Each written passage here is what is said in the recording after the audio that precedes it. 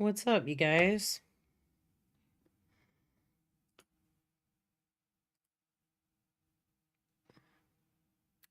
Let's see who makes it first to the chat.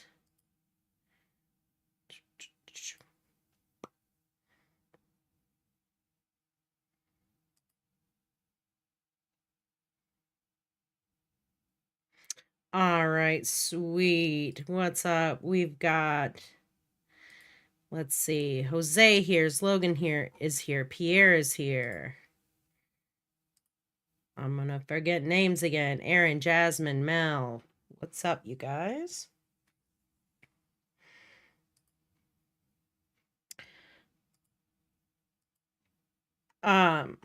One thing. Let me see.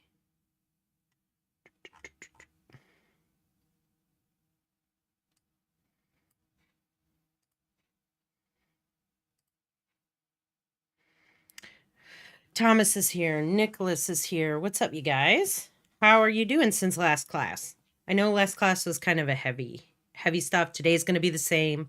Very technical. We're probably not going to get to the first project until Tuesday. I think I'm going to focus today on a couple really important aspects within animation so that you guys can really have a little bit more time to absorb the concepts, because we're going to be talking about some graph editing stuff. What's up? So Sonic, it's not Efren, is it? That's not Efren. Ian? Sonic is he? My PC monitor came in today, but it's not programmed with Windows. It has an NVIDIA, but it has to be connected to something. Yeah, Jasmine, did you buy... Well, you have to have a PC tower if you have the monitor. So like with your PC, right? If you have a laptop has everything. A laptop has the monitor and the whole shebang all together. But if you have to get a PC, you have to get a tower, like the computer tower, that which has all of the components to the computer to make it work, and then you hook it up to a monitor, which allows you to view all of your work and stuff. So Evan, damn, Evan. A little tired, ton of stuff happening. Let's just see my pale plan Pikmin 4. What's up? JJ, what's up?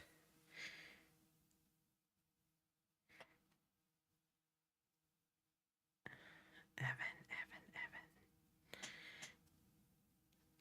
Hold on. I'm not doing this again. I know usually have a something here to write on. 1 second. I'm gonna shut my camera off. 1 second.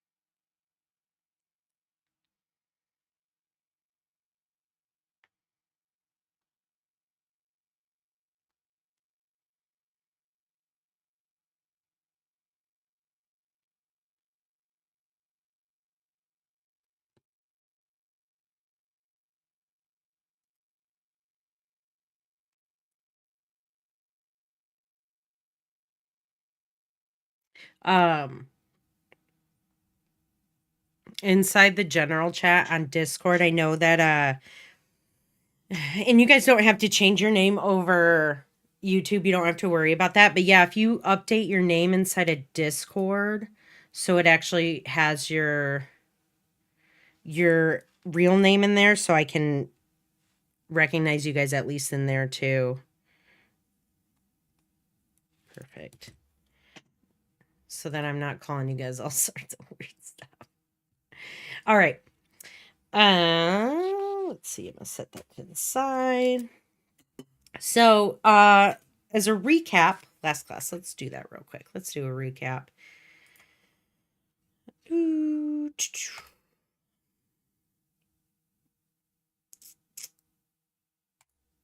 So, last class, we kind of touch on, I don't know why I just went back into this, but we kind of touch on the principles of animation very quickly, which I'm actually going to go over a little bit more detail. And we're going to look at each one of these pictures today and kind of, I'll give you like a short explanation of what it is so that you guys are more aware in case you watch these videos and couldn't quite understand it from them.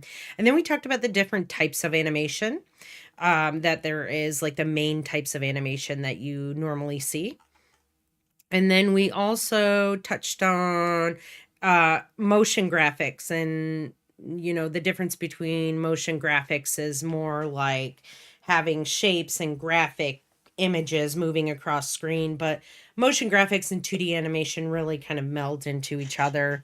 Those two are really, they flow interchangeably into each other. Same with 3D animation. You see a lot of um 2D animators, motion graphic artists getting into the 3D realm. So, and mixing a lot of 2D and 3D, which is really cool. In fact, I saw someone had mentioned on Discord earlier while I was working, someone said something about Klaus, which is a wonderful, wonderful animated film on Netflix.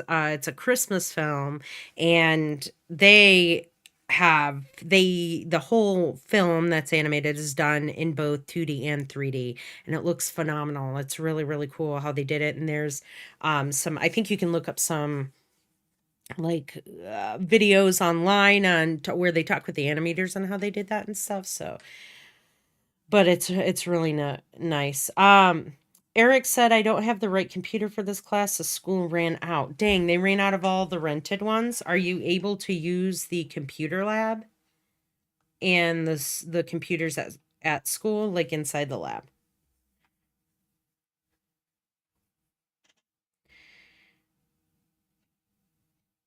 If not, I might have to discuss something with someone and then get back to you, Eric. But that sucks. I don't know how many they normally, I think they have like 50. That's part of the reason why I'm waiting to start the first project until next class. So I know some of you are still working on uh getting your, let's see here, getting Cinema 4D to work. I think that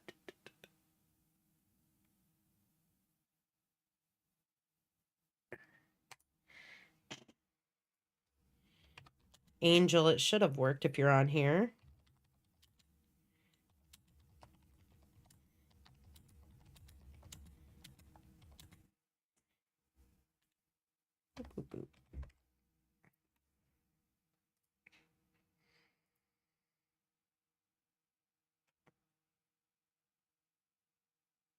Oh, Jasmine, that's probably why they haven't contacted you back, because you were asking about a rental one too. Jasmine, are you getting like the actual PC tower in? I just want to make sure that you're not just getting the monitor. I know you said the monitor came in today, but you should be getting like the actual PC with Windows on it. Unless you're building a PC from the ground up, it will have Windows installed on it 99% of the time. That comes with the cost of buying the actual PC as well. So, but we did, jumping back into this, just, you guys can let me know in the chat, and then I'll kind of look back, maybe jump into the chat a minute, but I'm going to go back to touching base on what we did last class. So we went over, I told you guys to go watch these videos and to look at the Motion Award winners for 2022 or the nominees for 2023. And then you have this Discord post, which I see some of you guys have already started doing, which is really cool. And then finally, keyframes and easing. What are they? And I gave you guys a link to like a blog that talks about these keyframes that includes different GIFs with them.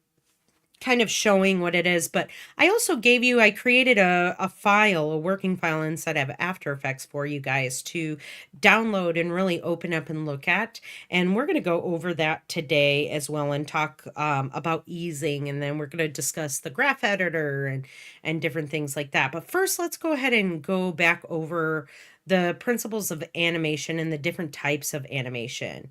Or I'm sorry, just the principles. We don't have to go over the different types of animation anymore, but going over these principles of animation will be beneficial for you guys. So if we're looking at this image, let me kind of, I know I zoomed in this way. There we go.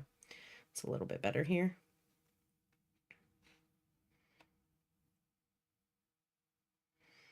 I think I'm going to return it and figure it out, but if I can't, then I actually have to go buy one. Oh yeah.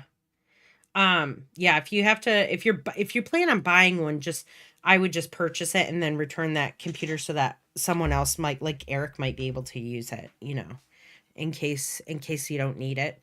So that'll be important. So we'll want to figure that out very soon because next week's going to be our first project that is going to be due. So now when we look at these principles of animation, this one is the 12 principles of animation on the home page. Again, we have the 10, which is just compressed because a couple of them go into each other. But if we look at these, I'm just going to kind of talk a little bit more about what they are.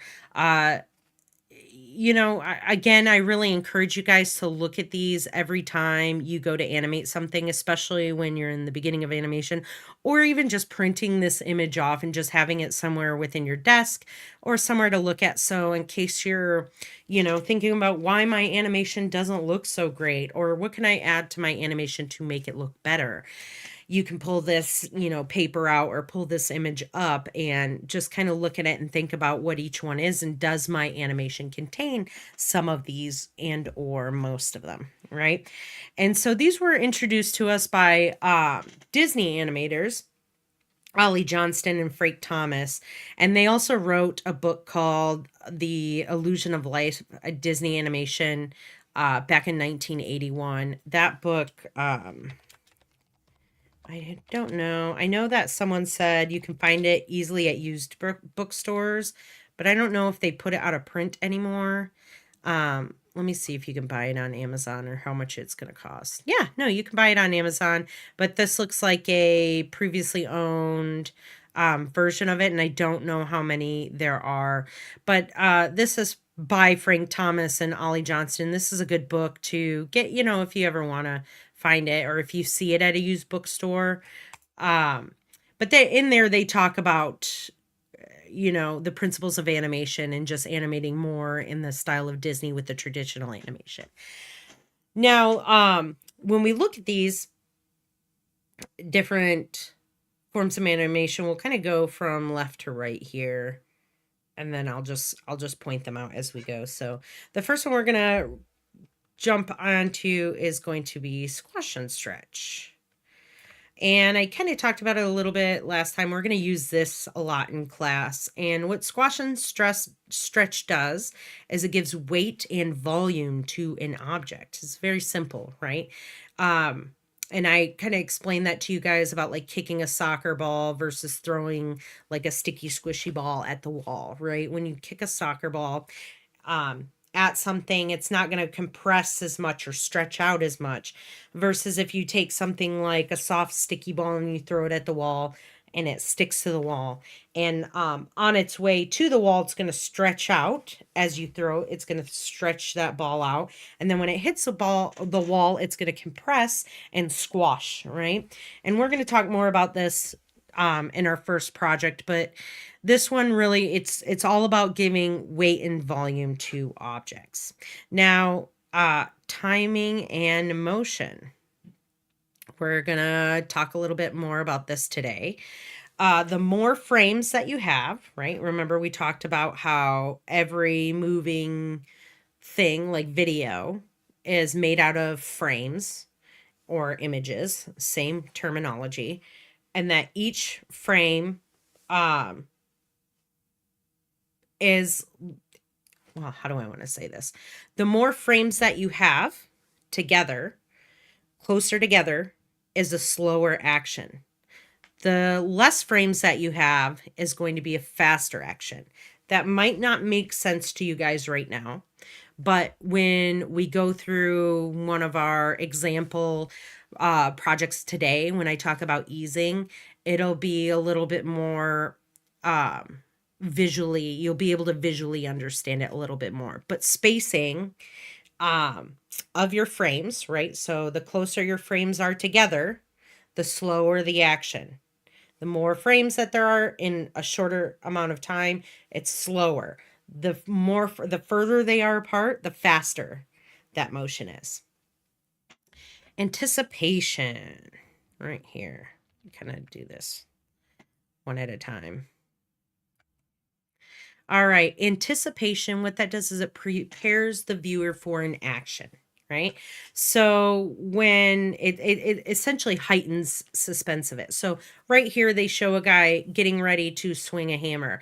But before he swings the hammer, he anticipates that action of the swing with the anticipation is bringing that over his head. So we're going to anticipate that he's going to get a really heavy swing in there. Right? He's going to bring that hammer down all the way to the ground really hard because he's anticipating that with this backwards momentum motion.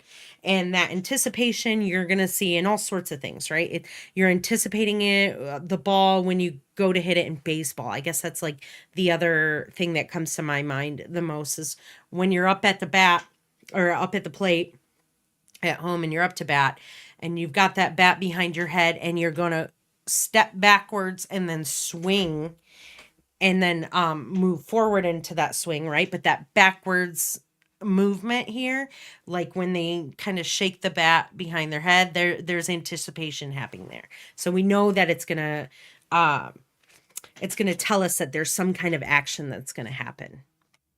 Let me see here. Undo that.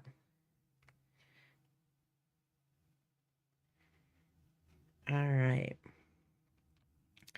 Staging. Staging is rather simple. It just sets the primary mood or idea of a scene, right? If we're having, if we're, I don't know, what do I want to think of doing? Like setting the mood. Like if it's our character is sad, maybe they're sad because it's raining out that day. Or maybe they're sad because they got splashed by a puddle because of the rain that happened that day. But having these certain elements within your scene and staging it, right? So essentially it's your props that you have around there to stage that mood that we want. So, if our character's sad because it's raining, it's not going to be sunny out. It's going to have a gloominess to it. There's going to be a lot of clouds. It's going to kind of be a darker scene maybe. And so thinking about those things, that's where these design elements come into play, right? Is when we're staging our scene, when we're looking at our compositions as a whole. Does everything make sense together? Does everything work and flow really well into each other to sell this notion that we're looking at something that gives us a certain mood, right? So we want to think about those. Those things, are usually in the back of our mind when we're putting together a composition or we're designing something. Now, follow through and overlap. I think this one might have been one that I don't know which ones they combine together. I have to look at the GIF again. But follow through and overlap essentially supports or exaggerates the primary action. Okay, so like lifting a box. The main action is the lift of the box. But the secondary, the overlap and follow through is those arms lifting that box up, right? So his bending down to grab the box, he stands up to lift the box up, but his arms are going to follow through with that action. Another thing that I can think of is the let's see.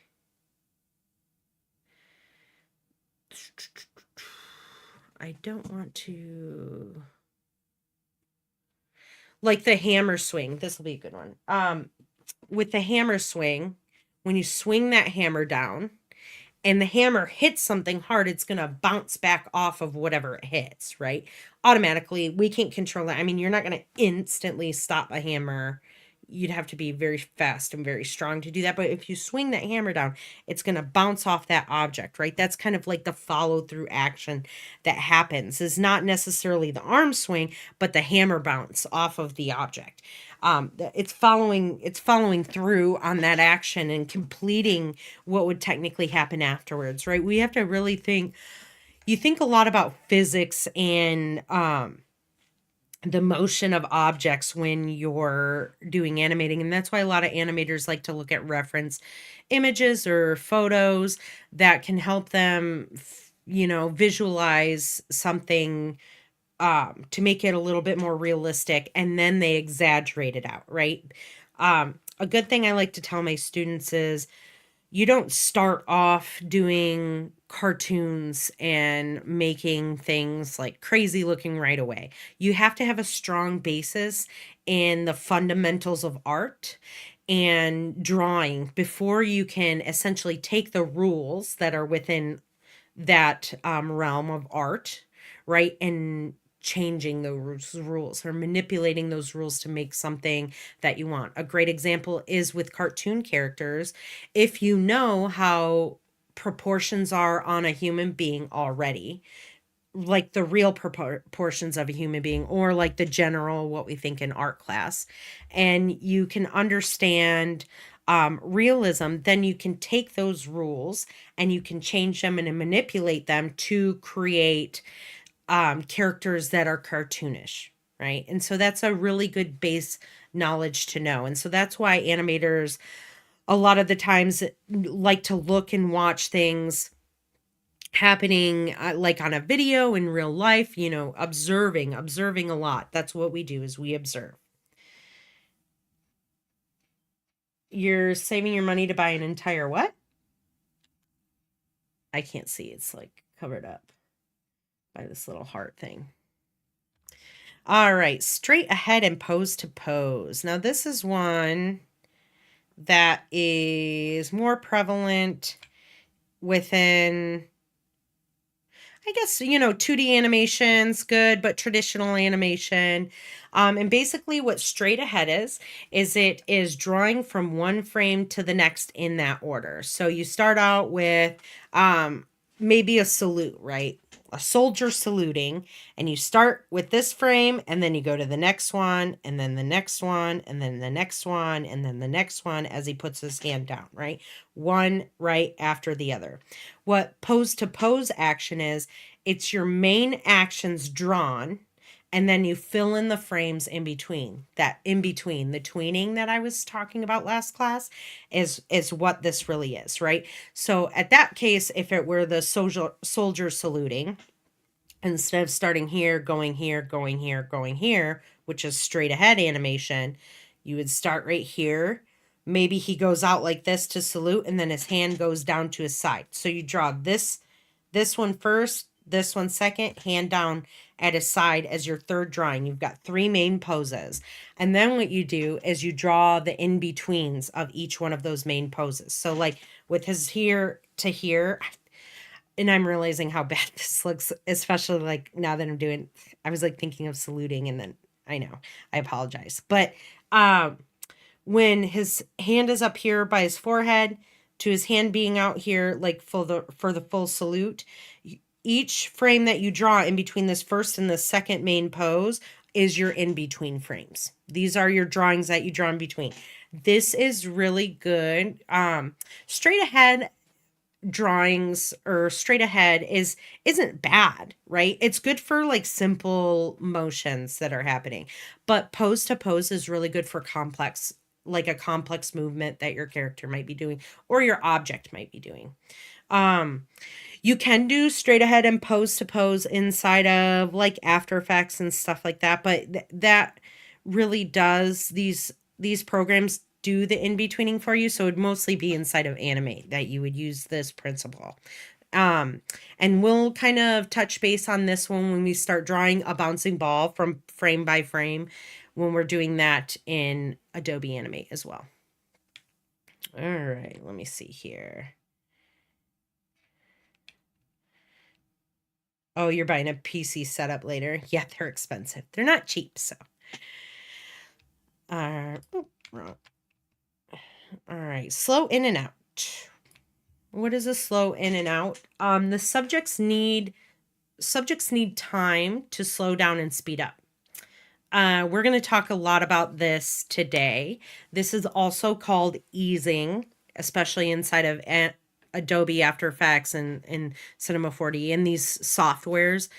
Now it's just easing. That's what you'll hear it called.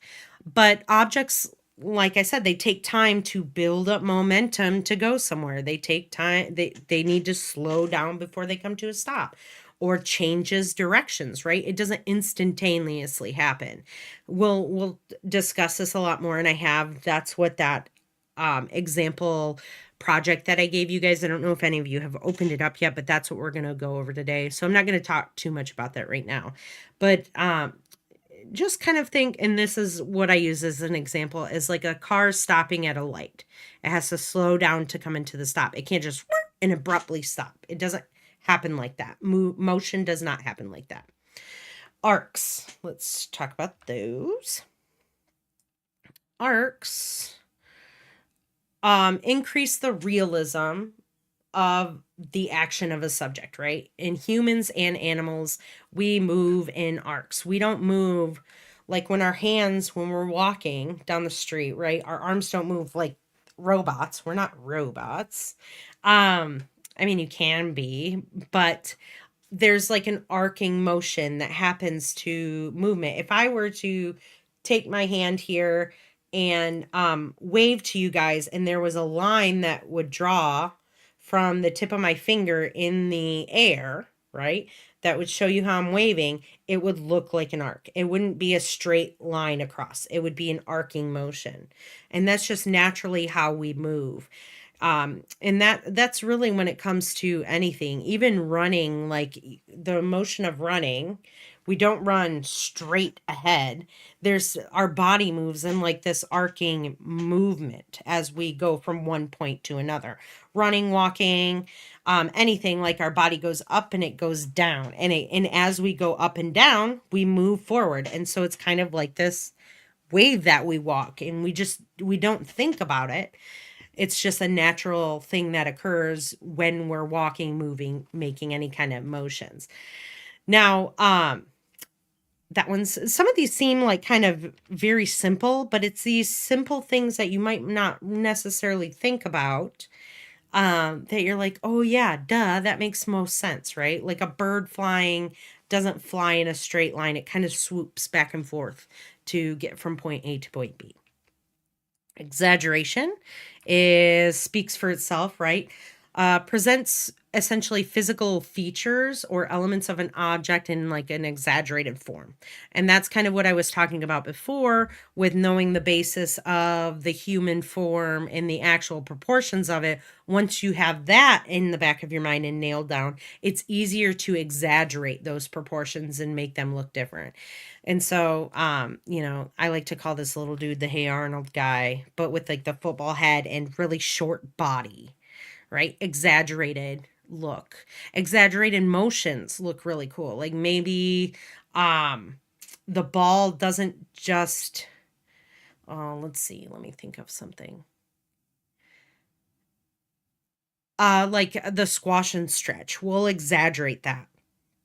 That's kind of a good thing. So how these kind of they start to overlap with each other, and some will just automatically happen when you're doing another one, but taking squash and stretch and exaggerating that squash that happens when it's on the ground will give us this idea that maybe it's not realistic, right? Like if that squash comes out and the object deforms all crazy looking, it might not be a realistic looking ball bounce. It's an exaggerated looking ball bounce. And we'll have the opportunity to do something a little bit more exaggerated when we create the hand-drawn animated ball, and when it hits the ground and it kind of splays out like this, we have the option to exaggerate that. And so that one's kind of obvious, but also not necessarily. Secondary action. Now, this is parts of an object that continue to move after the main action that happens. So that's kind of very similar to follow through and overlapping action. These ones kind of get a little bit of like confusing, but this one's like the hair. Like here it shows the hair motion while this person is skateboarding, or the wheels that will move while this person is on their skateboard moving forward. Think of things like hair, clothing. You might stop the action, but those things continue to move, right?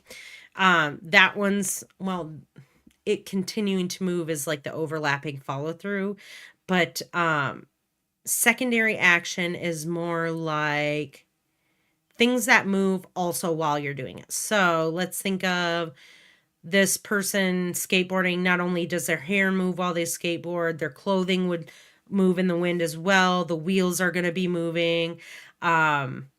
Maybe they're going so fast that their eyelashes are like kind of fluttering back, right? Maybe their hat flies off, right? So just secondary actions that are happening at the same time that the main action is happening. Solid drawing. Let's see here.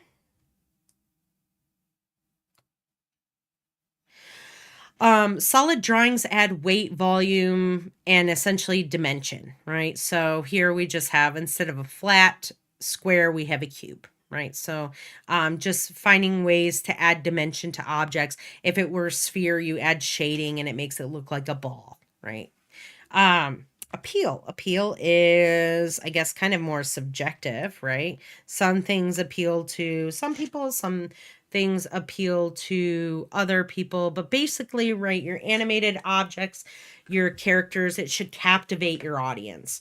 So you don't want to see something that just moves, like for instance, this person, like showing that they're in love, they just smile, wave, and blow a kiss, right?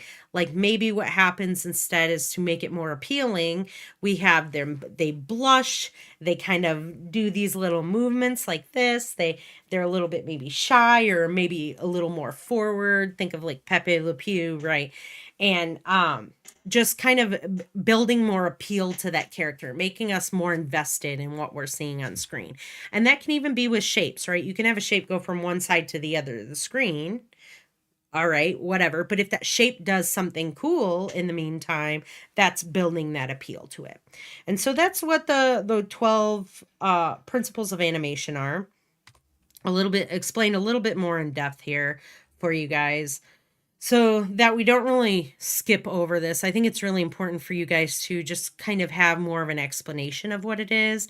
These are really good videos to still watch with it and to bookmark if you need to, but I feel like going over it in class was something important. Do you guys have any questions right now about the principles of animation? Because if not, I'm going to move on in just a second.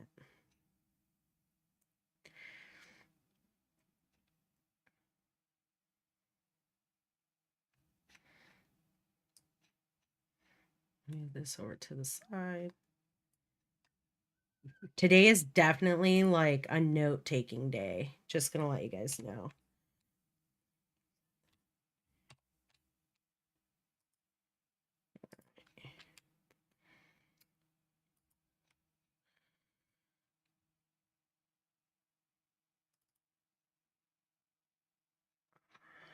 I'm gonna open up After Effects here. This is the file that I have for you guys in that same module.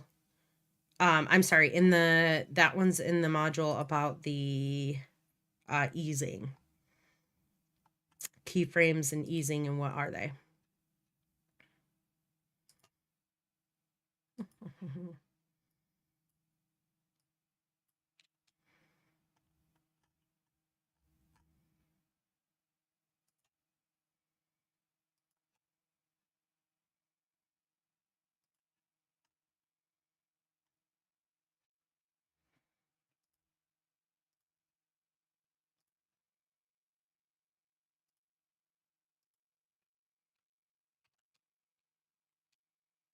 I'm gonna do this.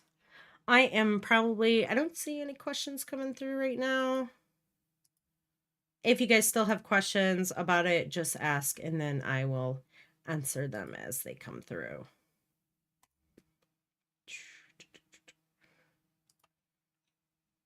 But I am going to, you guys don't get to see my beautiful face right now while I go through this.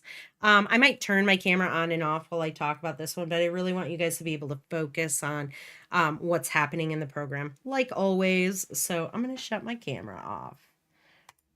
There we go. All right, so let's kind of do a recap of what we talked about last class. We talked about frames and frame rates, right? Also known as frames per second FPS. I am in, what's up, Angel? I am inside of After Effects right now. My PC setup is almost 1,000, but my PC... Is my stream really lagging? I'm sorry to hear that, Jesse. That sucks. Car problems. That's okay. You can always watch the beginning of it later. But we just got done talking about the principles of animation. We're going to kind of do a recap right now.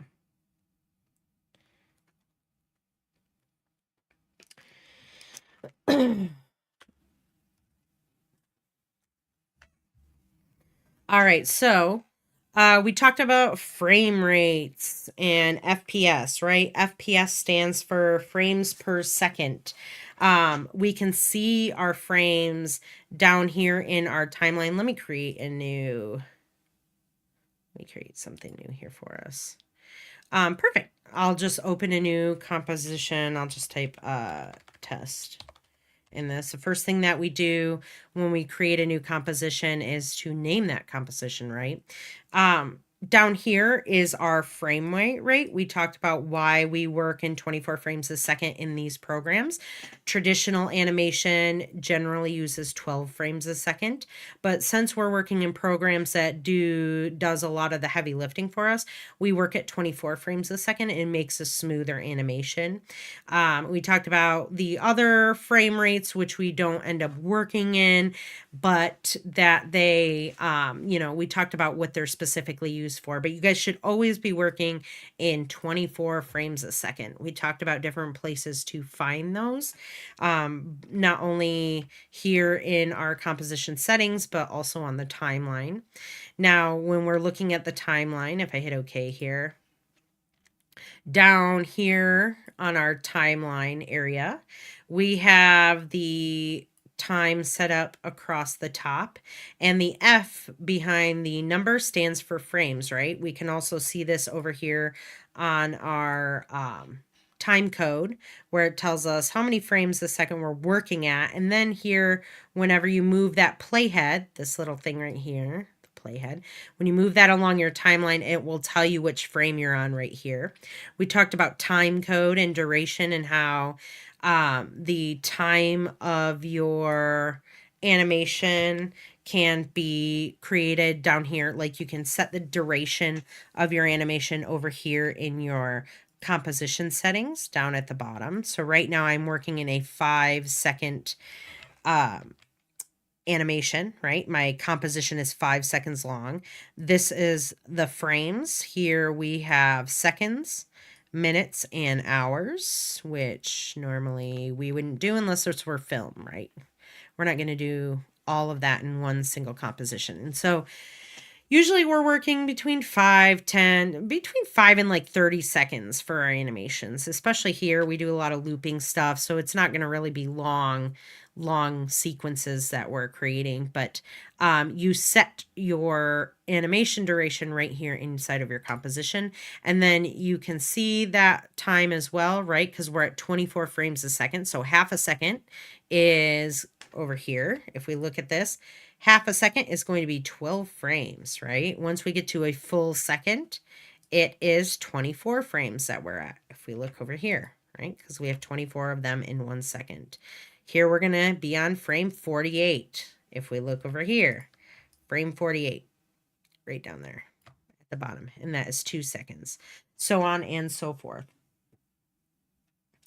I remembered you said that, Angel, that you have a compatibility issue, but as long as it's working, I think you can just go past that, as long as you're not having any issues inside of After Effects. So I think you should be okay. It might just have to be with the computer that you're working on right now. You can try and uninstall and reinstall After Effects and see if that helps. But in the meantime, if you just say okay and then you continue to work, as long as it's working okay for you, then we shouldn't have an issue. If you want to know more about it, it will usually give you like some kind of error code on it. If you Google what that error code is, it will tell you usually where the problem is occurring. We'll probably run into that at some point around here, and we'll go over that. I'll show you guys about that. We talked about how to get into your compositions, right? You can hit Control K, which will bring up your composition settings here, where you can change these settings. To create a new composition, you can always hit Control N as in Nancy, or you can come up here and go to New Composition, or you can come over down here inside of your project panel and you can click that little button there and it will start a new comp for you. We talked about, let me go back my notes. We talked about we did a frame rate demo. We talked about resolution, right? So if I go back into my settings, we talked about the difference between resolution, which is the number of pixels, right, versus aspect ratio, which is the ratio between the width and the height of those pixels, right? And so 16 by 9 is the main one that we work in all the time. You can always lock that. We work in high definition, which is 1920 by 1080, right? 1900 and, let me do this again. On the x-axis, it's 1920 pixels. On the y-axis, it is 1080 pixels.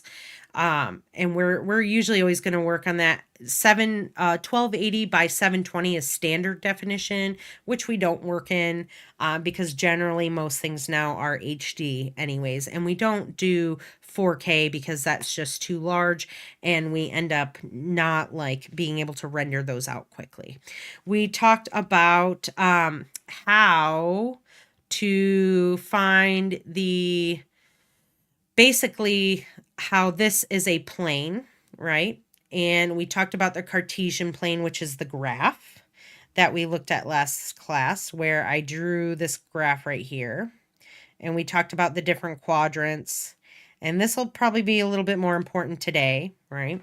When we get to, but this spot right here is that 0, 0 location spot on your graph. And that makes this little spot right up in the very, very tippy top corner, the 0, 0 position in your composition. We talked about how since our entire composition is 1920 by 1080, that the area right down at the very, very end on our X plane, right? This is our X plane. Then this is our Y plane right here. Actually, let me change this to, let me do something here. Hold on. There we go. Let me do that. So our Y and our X, and how the X goes to, let's see, try and do something different. All right. 1920 over there. The Y is 1080 at the bottom, right? So here is 0, 0 at the top of our composition. over all the way to the right-hand side, up in this corner right here, is 1,920. That's our 1,920th pixel is over on that side. And down here on our y-axis, right, is our 1,080th pixel at the very bottom. So if we were to go to this corner right here, this one would be the actual 1920 on the X, 1080 on the Y, right? If we were looking at this like it was a graph. The graph is, let's see, this quadrant is the first quadrant. Then we have this one over here, which is the second quadrant, and the third quadrant. Let's continue over here. And the fourth quadrant. And normally when you're looking at like a Cartesian plane, which is what this is called, this type of graph, you have positive, positive, negative, negatives, right? Because these are negative going down. But this is just kind of flipped, right? It's opposite. So technically it's like working here. If we were to take this and mirror it directly above this line right here, it would look just like this. So as long as you know that this spot up in the upper left-hand corner is 0, 0, and then this spot over in the upper right corner is whatever your resolution is, right? Your X resolution and your Y resolution, then you guys should be okay. All right, so that's a lot. But I think as we work more and more inside of here, you guys will understand it a little bit more. Any questions before I move a little bit further?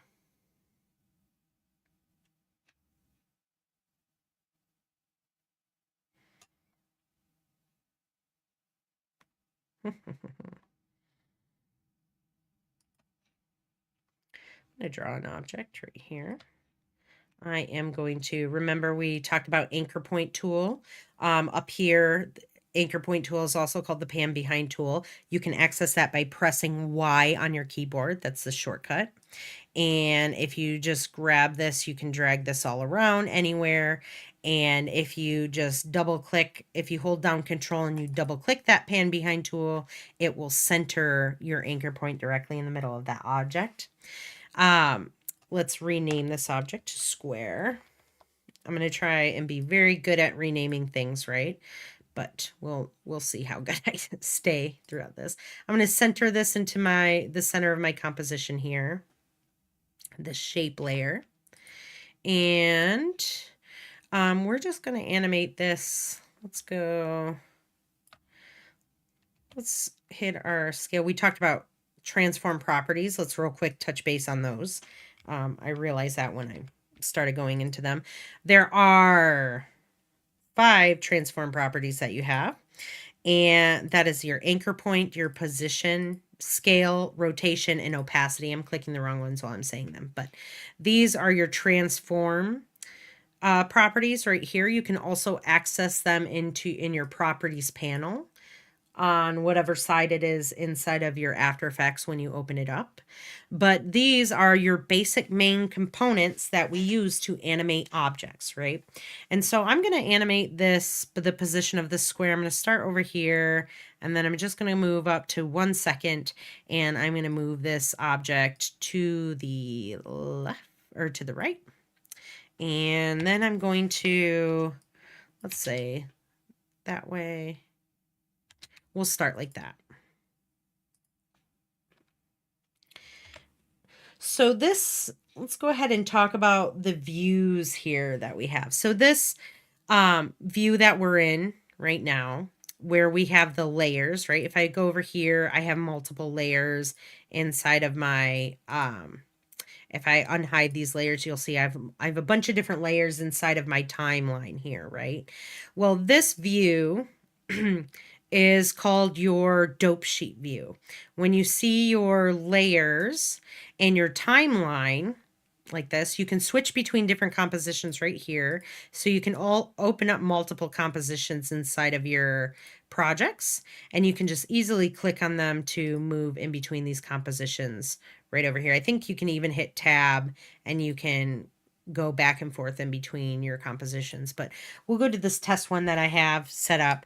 And in this test composition, you see, when you see the layers like this and you see the timeline like this, if I hit U on my keyboard, if I'm selected on a layer and I hit U on my keyboard, you're going to see these little keyframes. Remember those little recordings that we make to create the animation? We record it in one position, we move our playhead on the timeline, and then we record it again. It automatically records it when we change the property, right? So I have this over here, and when you see the layers like this and you see your keyframes, these little guys down here at the bottom are called keyframes. In fact, let me change the color of this right here. This is a keyframe right here, and this is a keyframe right here. Keyframes are essentially just recordings of the change in the property on your timeline, right? So if I wanted this, let's say I wanted this to go from left to right, but then I wanted it to go back to the left, right? To kind of go this way and then back this way. I would move my playhead, and then I would change the value right here, and it automatically records that. Now, the cool thing is with After Effects is you can copy and paste using Control-C, Control-V keyframes only on one layer at a time, okay? So if I have multiple layers on here and I'm trying to select these two keyframes, I click and drag a box over keyframes to select. It makes it easier that way than just trying to click on it, right? You can just try and click on it, but you might move it. You might have a little bit of issue doing that. And so I usually just get into the habit of clicking and dragging my little selection box over things. And then I can, once I have them selected, I can move them as needed, right? But just a good quick habit to get into.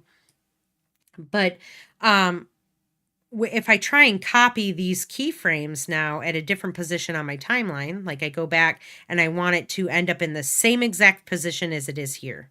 I want the X position and the Y position to be exactly the same.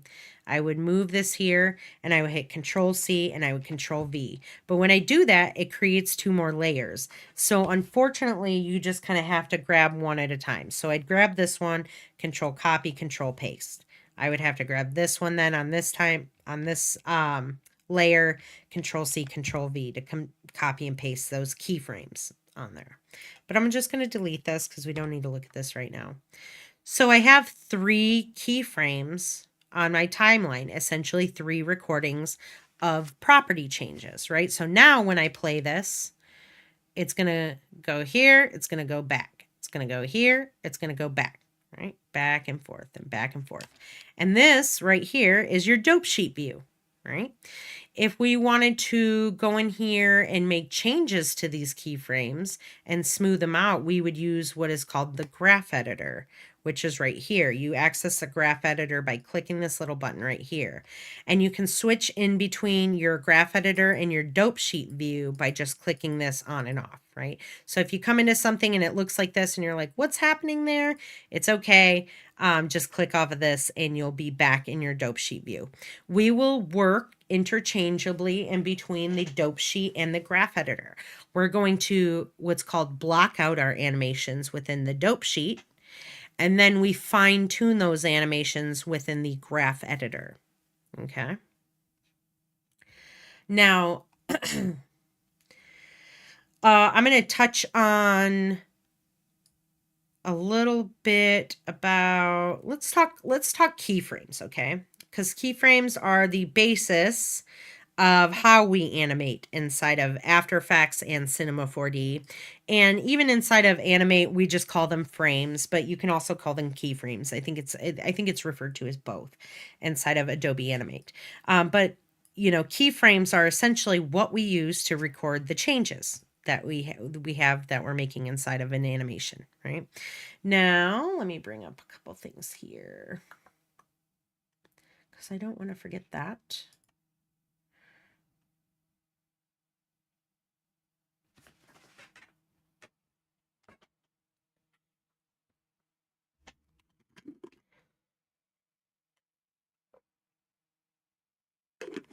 All right. So there are different types of movement that happen between keyframes. What do I mean by that? There is something called, let's go to this one right here. So we call it easing. Let me bring this back up. This is the website that I tag you guys in. That talks about what are keyframes and how to use them essentially. And I still want you guys to go through this on your own time. But there are different types of keyframes that you can use and different types of motion to each one of these keyframes. As I scroll down here, you can kind of see that there's all sorts of shapes to these keyframes, and different uses to these keyframes as well. And they all move differently, right? And so we're going to kind of go over these, and I have some examples on this project that you guys can download that you guys can like either go through with me or you can look at later, but you guys can save it and use it for whenever you need like examples of this, right? And so when we create an animation and we initially keyframe it, so I've got my square here again, and I want to, let me first of all move the thing here. I want it to go from left and right, and I hit position on here, and I want it to start here in my frame or in my composition, and I keyframe. I turn on that little stopwatch, right? I move my move. So you keyframe, move, change the value, right? And that makes the other keyframe. It does a recording for you. It automatically does this inside of After Effects. Unfortunately, inside of Cinema 4D, it's a manual thing, which you guys will just have to learn to remember when you're working inside of these different programs. We'll look at that a little bit later. Sometimes I even forget to do it when I'm working because I'm so much more comfortable with working inside of After Effects. But luckily, inside of After Effects, whenever you move it and it's already keyframed somewhere, if you move the playhead and then you change the value, it will automatically put that keyframe down in there. You want to keep that in the back of your mind because if later you don't see those and you're like, oh, wait, I need to move this again. And you just take this and you move it, right? You moved your playhead later down and then you move the object. And then you hit U as an umbrella on your layer to see where your keyframes are. You will access the keyframes. Let me type that down for you guys. Let's see. Make this a little bit bigger. U equals reveal keyframes, KF keyframes on layer. So if you need to see all of your keyframes, you're not sure which ones you have on that layer, you can just select the layer and hit U on your keyboard, and it will reveal any keyframes that are made on that layer, right? So I did that, and then I had this moved, and I'm like, oh, I want to move this object. It will record that change. So you guys just want to be mindful of that stuff when you are moving things around and you've already got an animation on a layer, okay? Now, when I do make that recording of that change, right, it automatically creates what is called a linear keyframe, these little diamond-shaped keyframes, right? And what that means is it's a continuous motion throughout. There is no slowing down. There is no speeding up to that keyframe. It is just the same. If I take this middle keyframe here, and I turn this into a linear keyframe. Let's change it back. Let's see if I can do that real quick. I think I can by hitting, nope, not that one. There we go, change it back. If you hit control, if you control click on a keyframe, it will change it between two different kinds, but it'll always put it back to this linear keyframe, okay? So don't pay attention to this right now. This keyframe in the center right here, this one right here, is now linear, right? So when I play this, it is going to go straight across. There is no slowing down. There is no speeding up. It is one continuous motion. and it is one fluid motion. Okay. We don't generally like to use linear keyframes, and I'll explain when you want to use linear keyframes.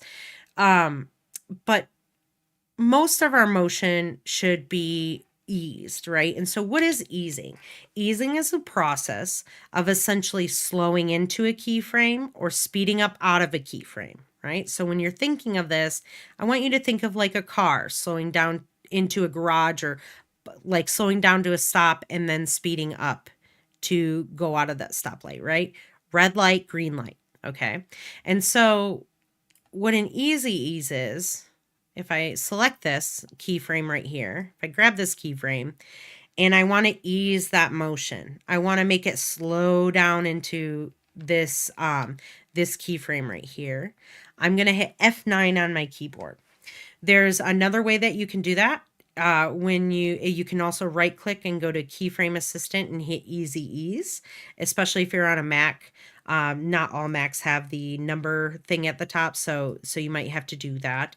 But what that does is it automatically changes the shape of our keyframe. Now it looks like an hourglass, right? And what's happening now is if I play this, you're going to see that the car is going to come from off screen. It's going to slow down right here, and then it's going to pick back up speed when it's going to leave off screen. So I'm going to play this, slowing down, speeding up, slowing down, speeding up. That is easing your keyframes right here. That is easing this one. So we're easing into this keyframe, this one right here, and then we're easing out of this keyframe. Okay.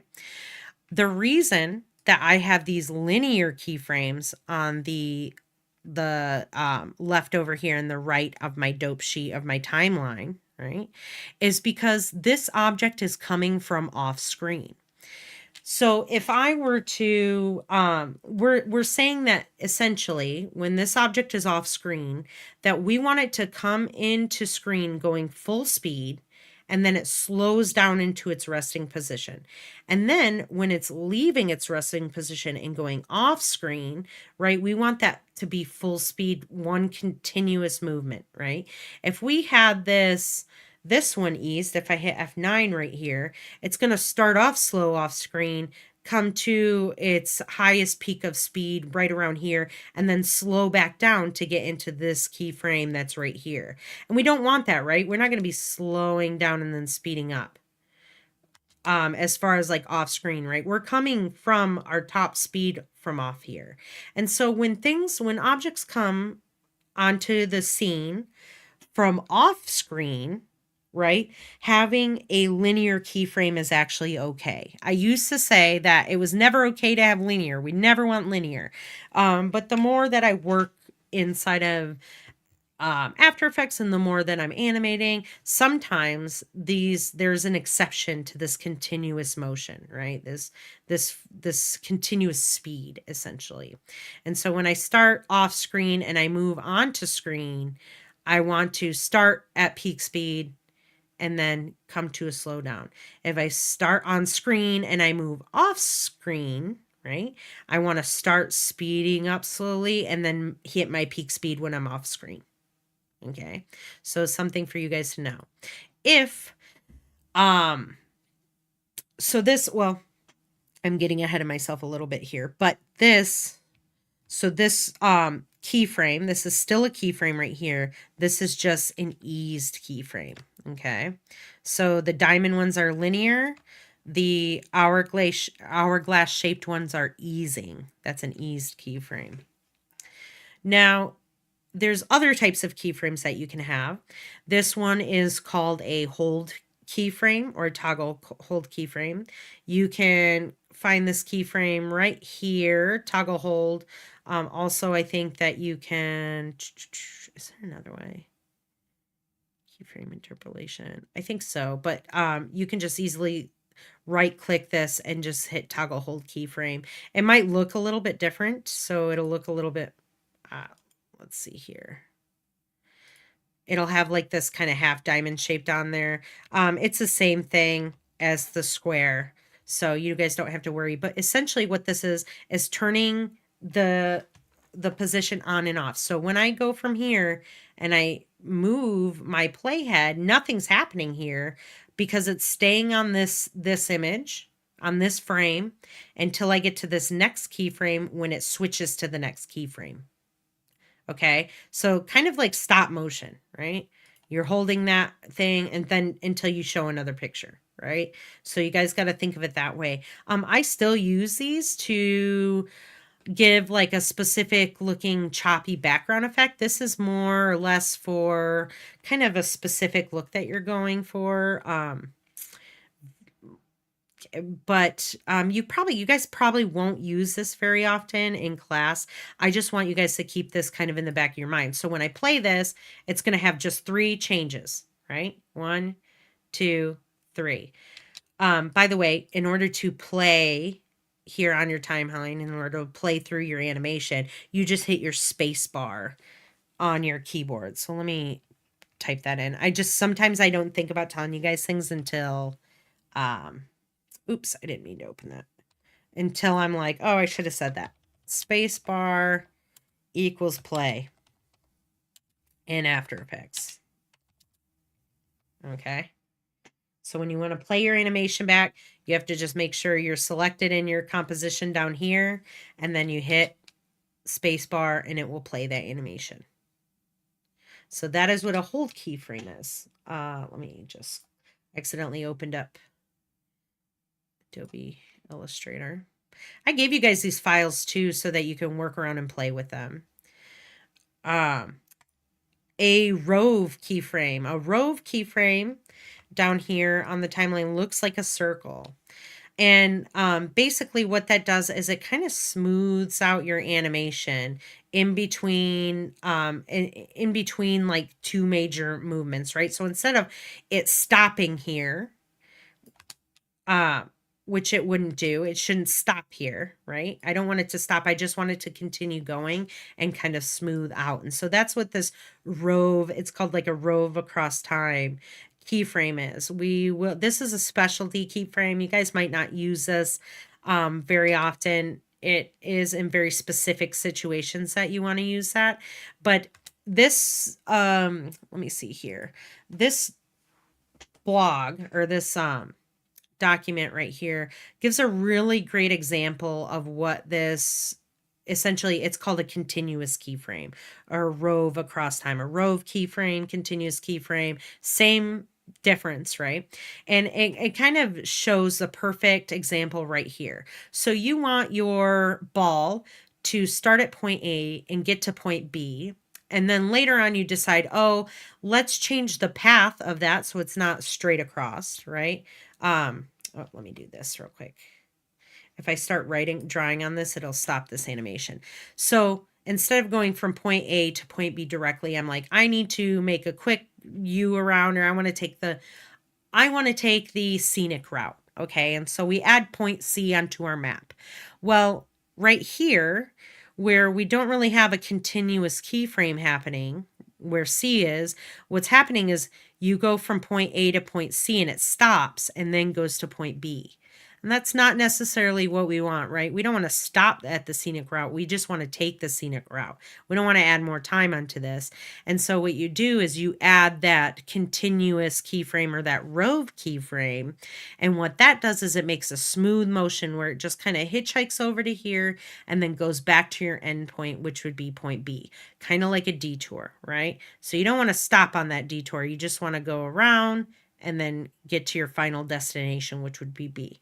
I think this is a really good visual example on what those continuous keyframes are, because those can be a little bit confusing when you start to work with these. These are a little bit more of an advanced concept when it comes to keyframes inside of animation. And so that's why we don't use these very often, but maybe circumstances might come up where we do use these inside of this class this semester, and I'll let you know what would be best there, right? But in the meantime, we're mostly going to work with eased keyframes, these little guys right here.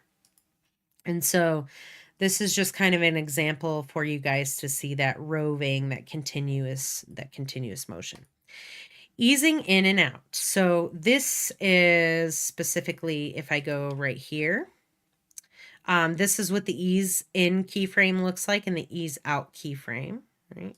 I also have them right here for you. So I have like little illustrations of what it looks like, right? You have to think of how you're going to go from one keyframe and how you want to end up into that other keyframe, right? So if you're thinking of a garage, like pulling into a garage, right? We want to ease into that position in the garage, which would be our parking spot, right? So we need to ease into that park. So when I play this, we start off screen, which is the reason I have a linear keyframe here. And if I play this, you're going to see that car slow down into its parked position. Now, when I want to pull out of, maybe I want to pull out of the driveway or out of my parking spot, right? I need to ease out of that keyframe. Car pulls out, you're easing out. You're easing out of, from this keyframe to this keyframe, you're going to ease out of this one, right? Which would be this one right here. And so when I play that, it's going to start off slower, it's going to pick up momentum, and then get to its full speed over at here at this last keyframe. So it's the same concept.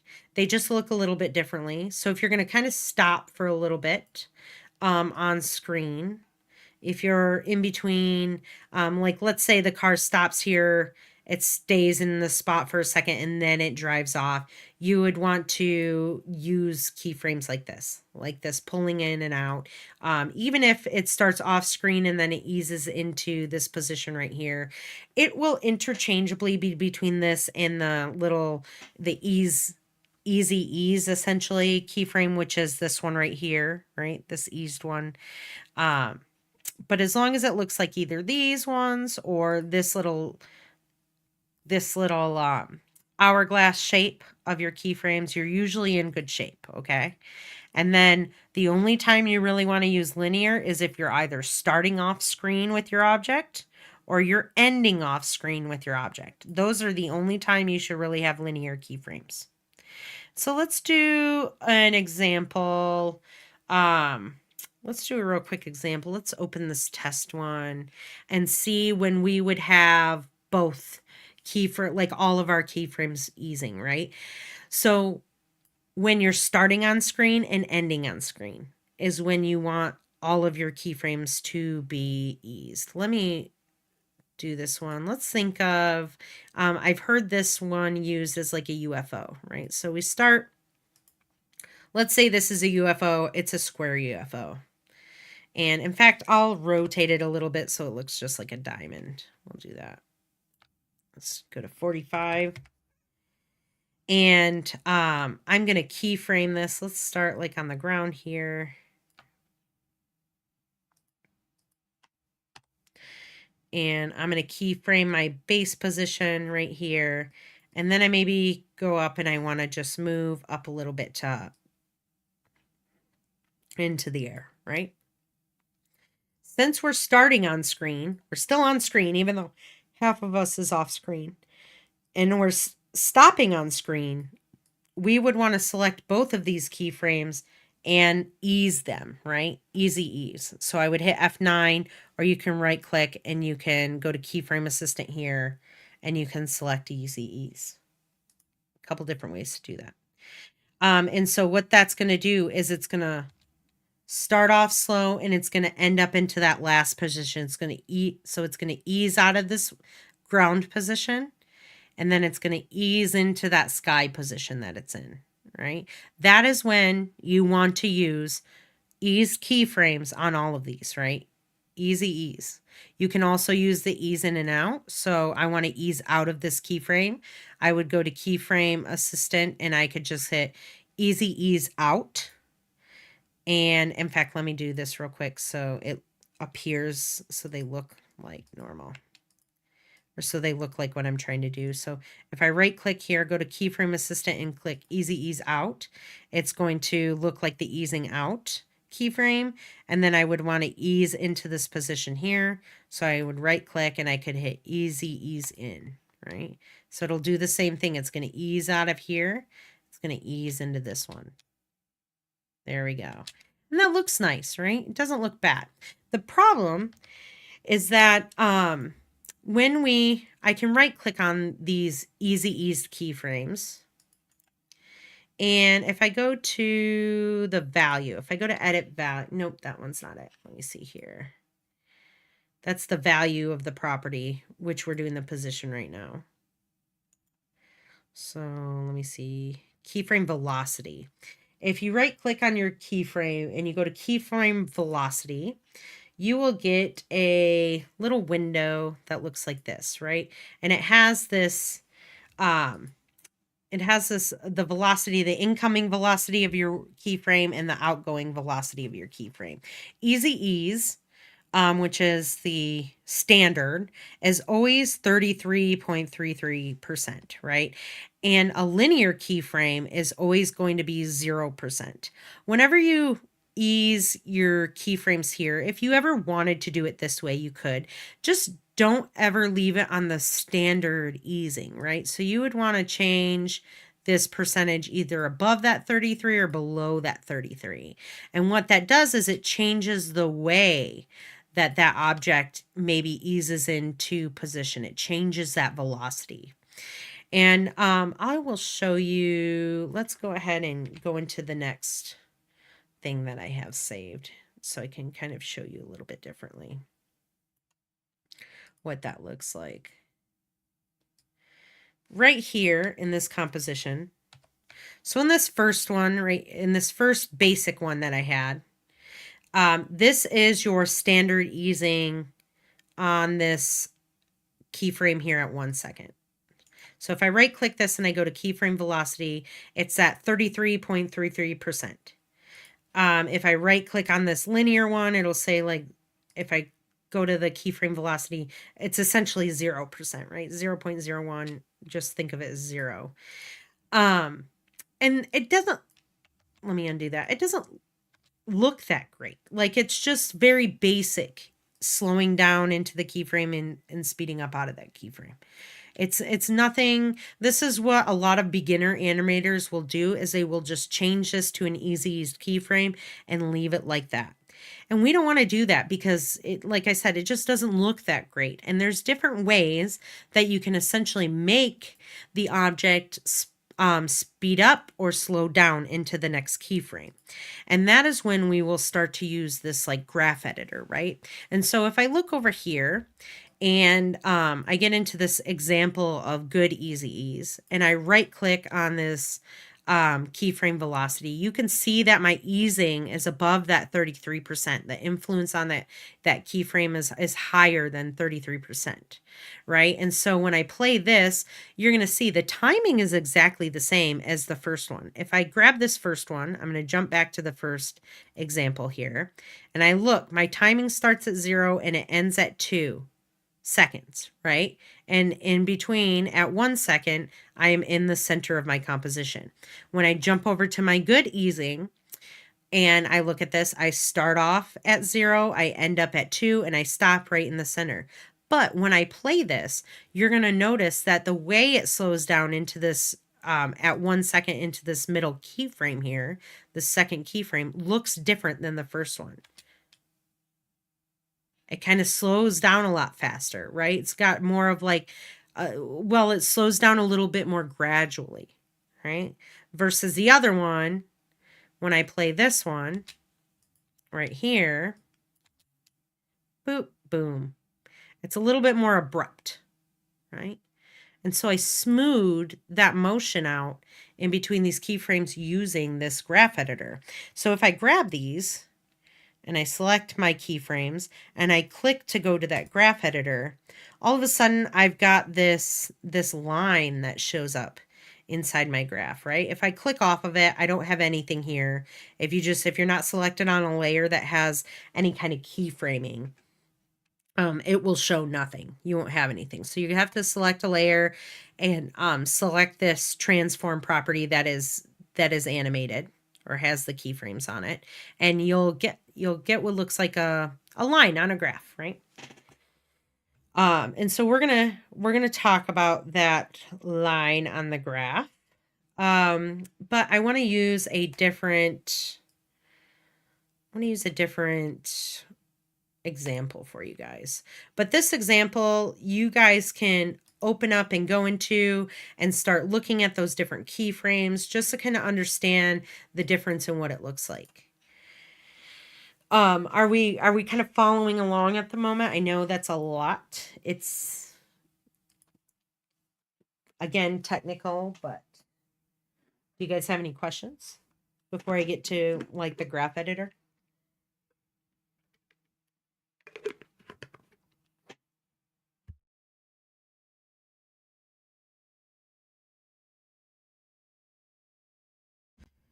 I hope no one's falling asleep yet.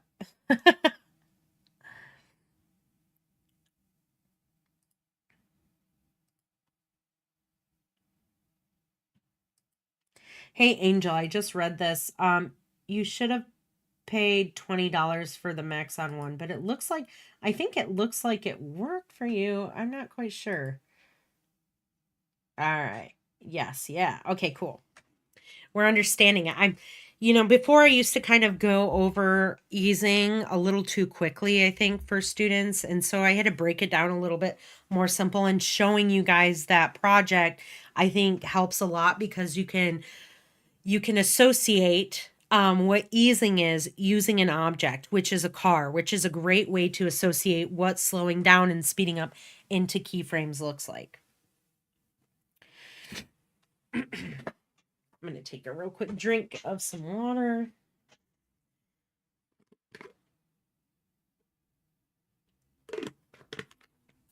Angel, I looked at Discord just now, and yes, you should have had to pay $20 for it.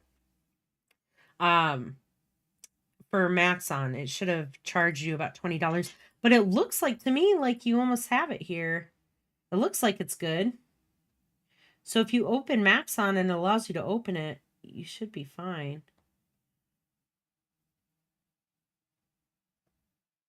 You have to add this to your cart and use that code that's in there.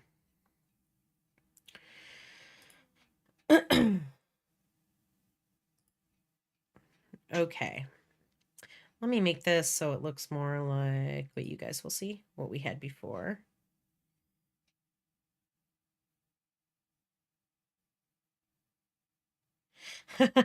Yeah, I'm sorry about that. Maybe laying down in a bed would help. But yeah, taking notes on this, at least like what you'll be able to do is re-watch it if you need to go back. And we'll talk about this multiple times. I'll talk about using the graph editors and stuff like that. So with this example, what I did is I created a ball that goes from left to right. And I added a couple effects onto this so you can kind of see the trailing that happens in between each frame, right? So essentially it's just showing you what each frame is drawn like, and then it kind of fades off to the end.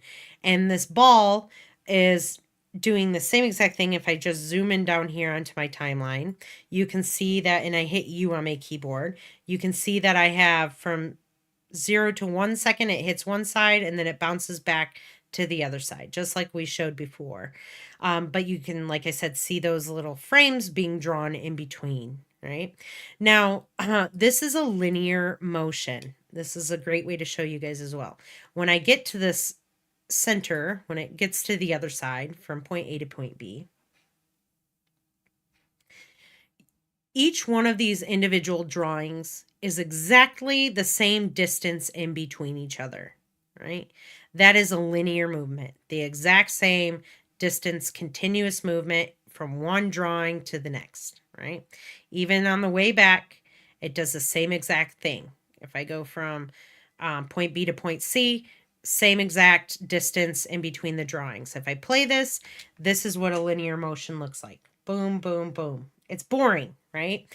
We don't want this to happen. We don't want this linear movement, especially if nothing's moving from off screen to on screen or vice versa, right? And so if I turn this eased ball, there's a ball that I added easing to. So if I show the keyframes on this one, well, I haven't added the easing yet, but I'm going to add the easing to this. I'm going to select all of these because we're starting on screen and we're staying on the screen the entire time, right? So we want to ease all of these keyframes, right? So I'm going to select all of these keyframes and I'm going to hit F9. And if I go from point A to point B, the timing of these two layers, both the linear and the ease ball, is exactly the same timing, but how we get there is a little bit different, right? And this will be very helpful for when you guys go start to do hand-drawn animation. But when I was talking about, let me go back here, about timing and spacing with the principles of animation, if I bring this back up here, and we're looking at timing and motion, this is exactly what I'm discussing right here, right? The timing, as far as how long this animation lasts, is exactly the same from the linear to the ease ball. But what you can see here is when we're around point A, these images are grouped tighter together. The spacing of these images are closer, which equals a slower motion, right?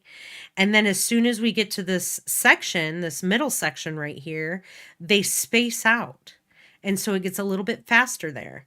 And then as it comes in to get to point B right here, these drawings get closer and closer together, which slows this animation down, right? And then vice versa. If I start right here on point B and I go to point C, you're going to see it's going to slowly, the drawings are going to be closer together. It's going to slowly move out of this position.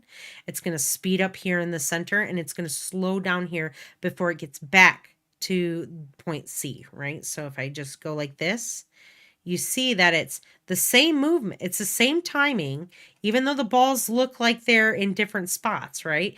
And that's because of how this timing is happening. Where specifically are these frames being drawn? And then all of a sudden it's going to pick up that speed and it's going to slow right down and they're going to end in the exact same spot. Okay. So if I play this, the motion looks different, but it is the same timing. It's the same motion.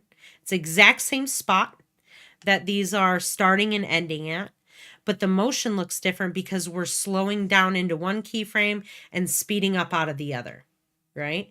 And so it looks better. This is how we would normally, this is how you would run. Have you guys ever done, I know they have terrible name because it makes you feel like dying, but suicides in gym class. I don't know if they still call them that, but you have to run from one line, you have to touch that line and then run back to the line and touch the other one and go back and forth, right? You're not just running at a consistent speed both times. You have to run to one line, you slow down, you touch it, and then you run to the other one and you speed up and touch it. And so let's see what an example looks like where we do the same thing, but we use the graph editor to change the way that this easing is, because the velocity of easing on these is the 33.333%, right? So and that's what this one is here, but we want to change this. We want to exaggerate the easing on these. And so I'm going to start back. I'm going to leave this right over here, right in the middle. And I'm going to select these keyframes. I'm just going to go over here to my position property. I'm going to select that.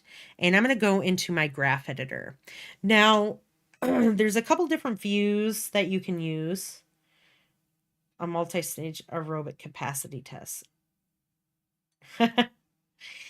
That's a longer word for it, but it works. So there's multiple graphs that you can look at inside of your graph editor. I'm going to make this a little bit bigger here so you guys can understand this a little bit more. This graph editor is the value graph. Okay, there's also one called the speed graph here. They look different, and I will explain them both to you. You can switch graphs by right-clicking here, and you can go in between one and the other. Or down here, this little button right here will allow you to do that. And if you wanted to see both graphs at the same time, you just select Show Reference Graph. Oh, let me not do that. If you click here and you hit Show Reference Graph, it will show both your speed graph right here, the white line, and the value graph right here. And so there's different reasons why you would want to use these different graphs. And we will work probably mostly, if I just don't want to see the reference anymore, I just come here and click to shut it off. And right now I'm in the speed graph. So we'll kind of explain this one to you guys.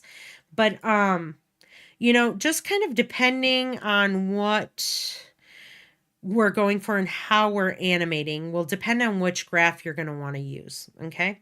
And this graph works like any other graph that you would see, right? There's the X and the Y. There's like different values on each side, right? Some values over here, some values at the top. Always at the top, going from left to right, is your speed. This is your time. Well, it's your time, not your speed. But this is always your time. So from even at the bottom, right? So going from left to right is always your time. And that's the same on both graphs because we're in our timeline, right? Now, the difference is what each value means going from top to bottom. Oh, let me do this. Oh, I was a little bit... Here we go. I was a little bit frozen there. So going from... Oh, let me do it this way.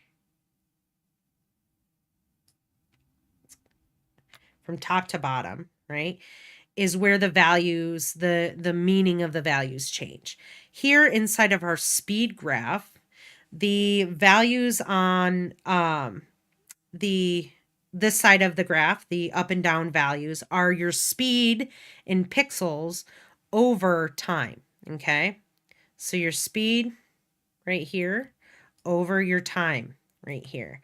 And you can see, so these little pixels, or these little squares down here at the bottom, these indicate your keyframes that are on this line, right? And so when we're at this keyframe right here, here, and here, they're all in the same spot, right? Because this is where they're at 0% speed, right? They're not moving at all. This is their 0 area. And then up here, which would be like right here in the animation, is our peak speed. This is where we reach the top speed. We're at like, what is this? Like almost what, 1800 pixels. We're 1800 pixels a second at a half a second, right? So that's how you look at this graph, this speed graph. This is good for when you are animating essentially like both of your X and Y values at the same time. This line is white because you have both the X and the Y value here at the same time. Even though our Y value isn't changing, right? Our position is only changing on the X position and not the Y position. But usually this is really good when you're trying to mess around with speed, which would particularly be what we're doing right now. And so if I select this center keyframe right here, okay, this is this keyframe that's over at the 1 second mark. It's when the ball is right here. And I grab these little Bezier handles and I start to drag these little Bezier handles out. And it's going to change the shape of my graph, right? And all of a sudden now you see that these spacing here is changing as well. When I change the spacing, or when I change the shape of this graph right here, the spacing's changing because how quickly I get from one point to another is changing. So I'm going to shoot out of this resting position here at point A, this first keyframe. I'm going to shoot out of that keyframe really fast in a very short amount of time. Okay, we're going to go up really fast. Within the first 6 frames, almost, like less than that. And then all of a sudden, when we get to the center where it's going to go to point B, we're going to gradually slow down in that. Okay, it's going to kind of slow down real fast, and then we're going to smooth out right here. And then it's going to smooth out of this keyframe when we're right over here. It's going to slowly pick up speed and then just shoot right back into this one. So if I play this, it's the same timing as these top two. The same, this one and this one are both eased, but the easing looks different because of the way I adjusted my graph and where those peak speeds hit and where those slow parts like even out, right? So when I play this, it's going to look like it's kind of slowing down real slow here, and like it comes out of this area really quickly, right? Basically, think of this as like I've had someone say, when you're working in the speed graph, you want it to look like a snowboarder can go from one side to the other, or skateboarder inside of a pipe that is going from one side to the other nice and smooth. If you grab one of these keyframes and you move it up here, and you send a skateboarder down here, he's going to hit into a wall and he's going to crash and die, which isn't cool, right? We don't want that to happen. And so we want like a nice smooth change happening here, whether it's a dramatic change, right? We want it to just be smooth right down here. Now, what if I said I didn't want it to really stop at this point? I wanted it to continue moving, which would be a continuous keyframe, right? Those ones we don't talk about or we don't use very often. But what if I didn't want it to stop here? I just kind of wanted it to barely touch it and keep going, right? I would take these two keyframes and I would just move them from 0 pixels per second, the speed, and I would move them upwards. So I think I can't lock them, but if let me see, if I right click, I might be able to turn these into rove across time. I think this will be the same. I might have to just take that keyframe because it undoes your easing when that happens. When you change the way that the keyframe is, it will change your easing and it'll reset it. So you might have to just change it. So all of a sudden, when I change the way that pixel was, if I go back to my dope sheet, it looks like a circle here. When I go back into my graph editor, I'm like, okay, now I have to reset the easing. So I'm going to grab that center one. I'm going to drag that back down. I'm not going to drag it all the way to 0, but then I'm going to take these Bezier handles. That's what these are called. And I'm going to drag them out here so I can get my skateboarder to have fun. And so now it's not going to stop here. It's going to keep going. Okay. It's not as dramatic. Maybe if I bring it up a little bit here, it'll look a little different. There we go. It kind of just slightly kisses it, doesn't really make a full stop. In fact, it looks almost like the easing right here. The spacing between it looks a little bit different. Let me undo it. That's not the best example of a rove across time keyframe. Let me just grab this again. I'm going to turn these back into linear keyframes. This one too.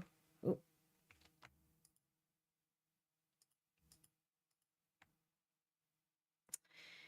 Well. See here. I don't want that one to be that. I'm going to control turn that. I'm going to grab these again. We're going to hit F9 to, well, here's another way you can ease your keyframes. If you grab them like this inside of the dope sheet view and you go over here into your graph editor, right now we're seeing a straight line because it's moving consistently at that speed the entire time. There is no change in speed, right? We're in the speed graph. But if I right click here and we change to our value graph and I select, let me see if I can select it and change them here. Won't let me do that either. Let me go back to the speed graph. Well, let me do it here. Yeah. So I just selected these keyframes. Again, you can drag. This is the best option, is dragging, clicking and dragging to select all of your keyframes. Because if you start just trying to click on these, you might mess things up like that, right? And it's hard to get it back into spot. If you do something like that accidentally, and you're like, oh no, how do I fix it? Just hit Control Z on your keyboard and that will undo anything that you did, similar to like other programs.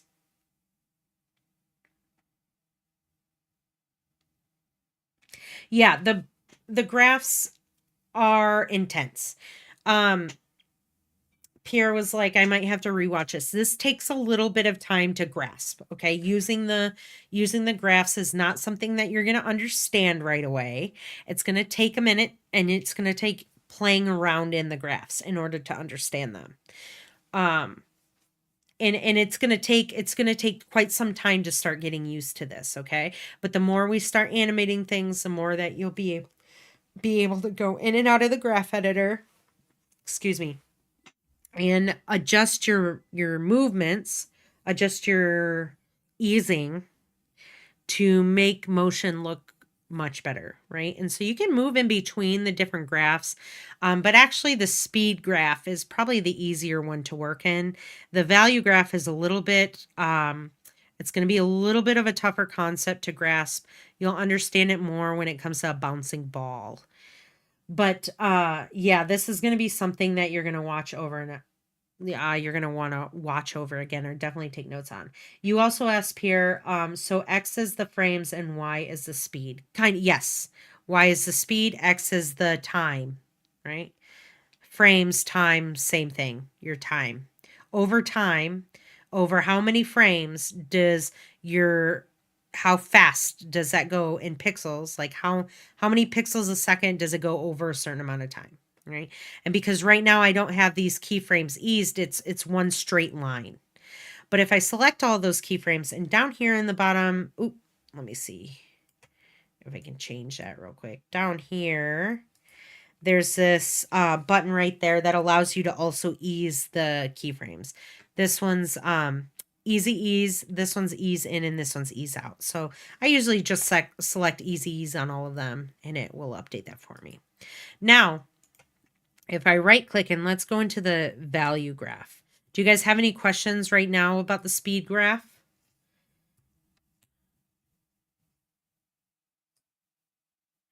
The speed graph is nice because you're able to independently edit your path here.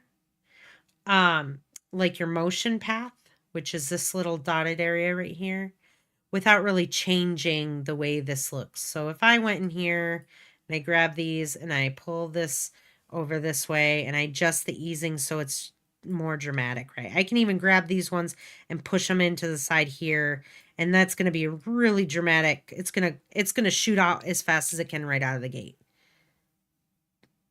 You know, it almost looks like it's bouncing off. I wouldn't say this looks great down here. In fact, I'll shut these two off so you guys can focus on these ones. This one here. I wouldn't say this motion looks amazing right here. It looks like a bouncing ball, right? Like if there were a wall here, it looks like it's bouncing off this wall and slowing down when it comes back here. And we're kind of going to do that, but up and down, right? On our Y coordinates.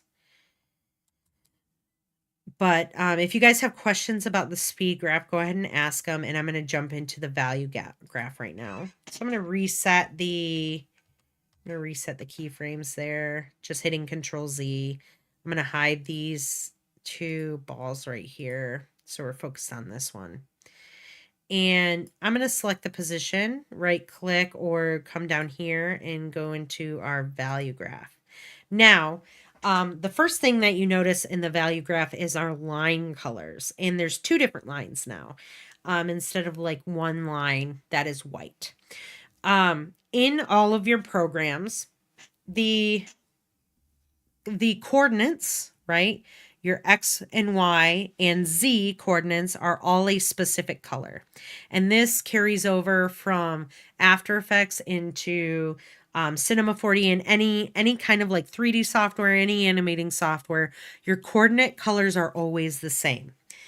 They are the following. Let me see here. T. Let's get this a little bit bigger. X equals red.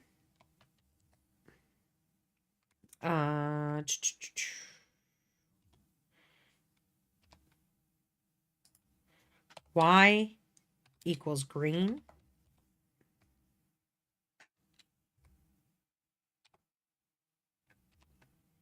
And Z equals blue.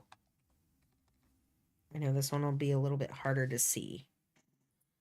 But always your coordinates, right? When you're looking at a graph, let me change this here. You have your X coordinate, or I'm sorry, yes, your X coordinate, which is right to left. Remember how from this side of the screen to the other, that's your X.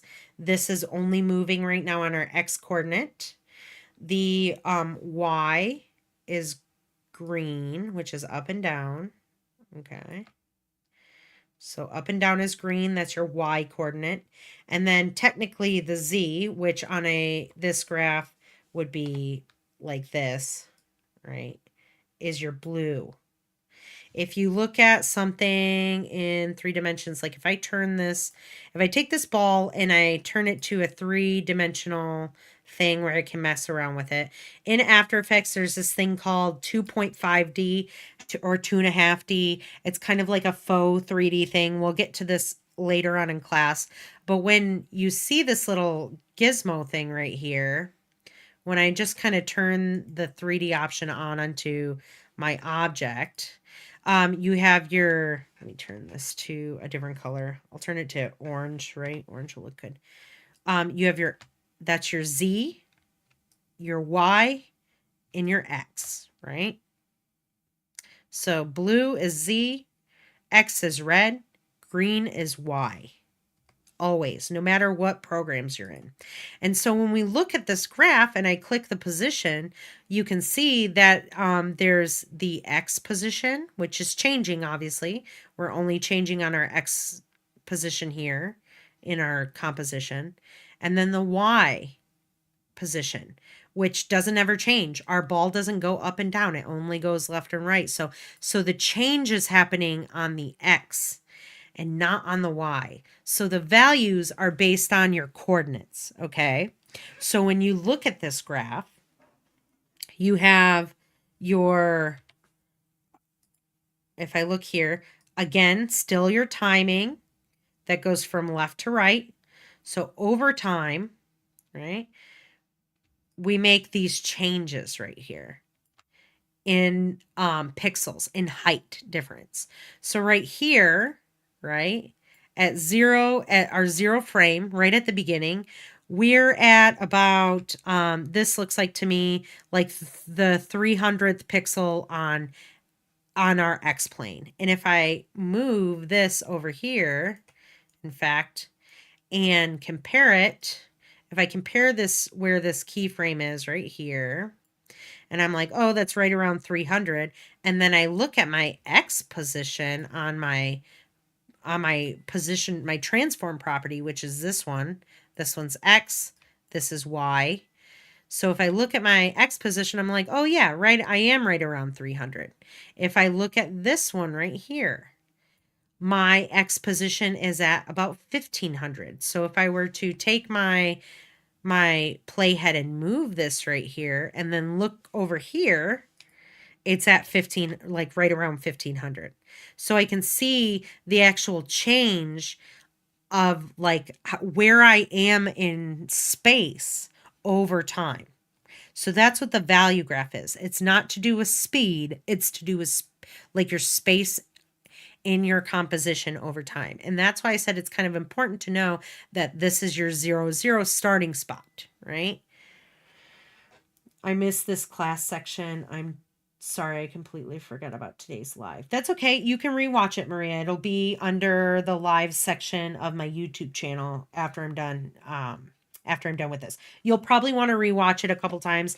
Anyways, this is a good one to maybe watch twice, especially because we're coming into the weekend, so you guys have a little bit more time to maybe stop because it's very dense section. And so, you're able to rewatch it and stop it and maybe take a second to mess around in After Effects and play around with this and then try it again. Because I really encourage you guys to get into After Effects and start playing around with this, right? So let's say that, this ball is going from one X position to the other X position and then back again, right? Same exact spot here. Now, let's say that I wanted to add that Y position into there. I could easily just grab this one right here, this keyframe, and then move it anywhere on my graph here, and it changes. Now all of a sudden I'm moving at a diagonal, right? Because now I'm moving at the same time. I start at the same spot, Well, I start at around 300 on my X and my Y is like, I don't know, 8,700. Yeah. Or I'm sorry,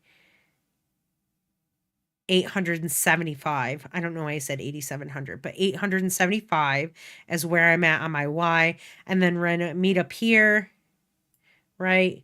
Where, um, at what is this, 1,500 on my X. And then we actually drop on the Y, remember, because our values, our high value is here. Let me draw this. Actually, let me do it like this. Let me put a text box here.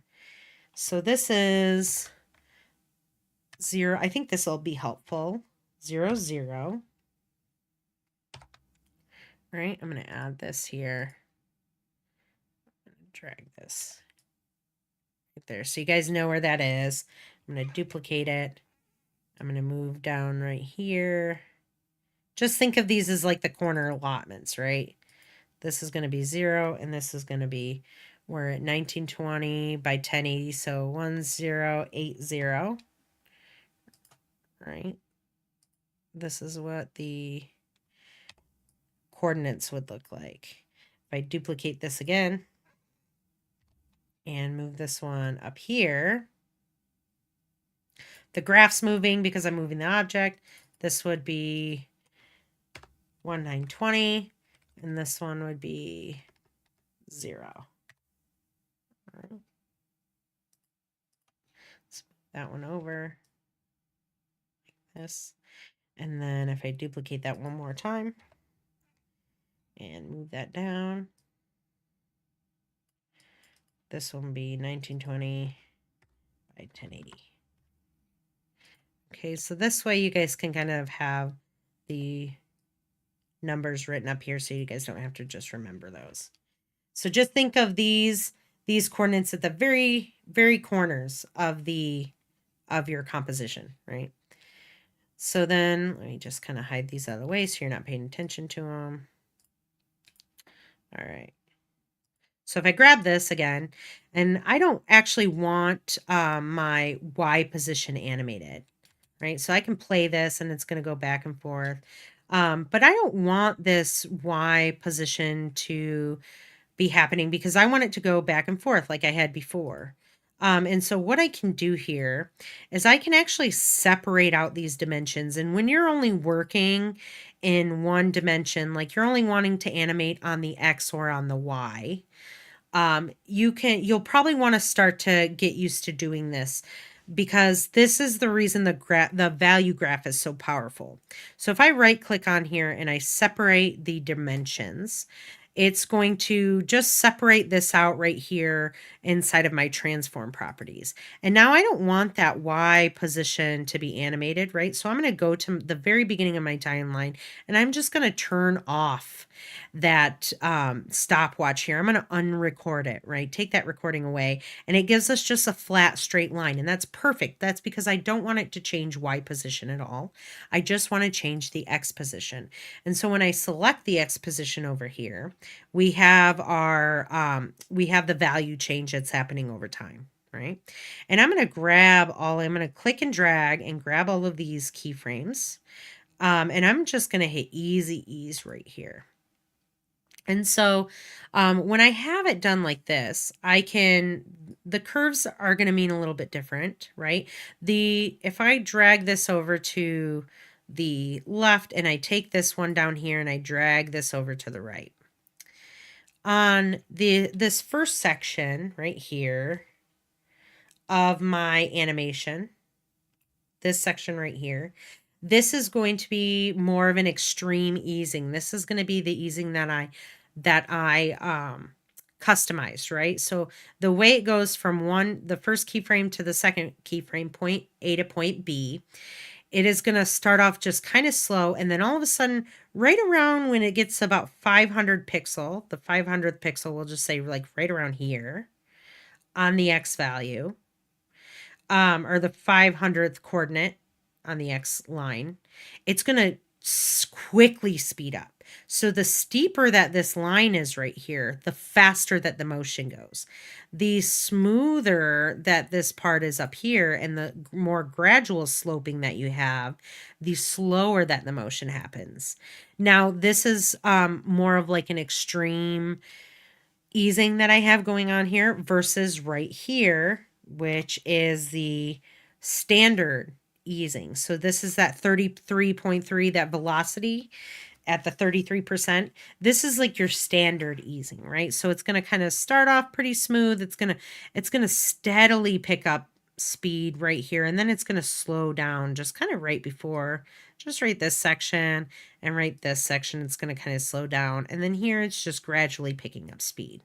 Versus on this side, we've got a very steep slope here, and so the speed's going to pick up really quickly. So when I play this, boom, shoom, it kind of goes from point A to point B really quick, almost like it slingshots into that point B, versus when I play it from here to here. Here, let me try it this way. Let me go like this, and I'm just going to play it like this. You can see the separating of the drawings here. It's really tight grouping here at the beginning and here at the end. And then this really spaced out grouping that's happening in the center, because that's where it's picking up speed.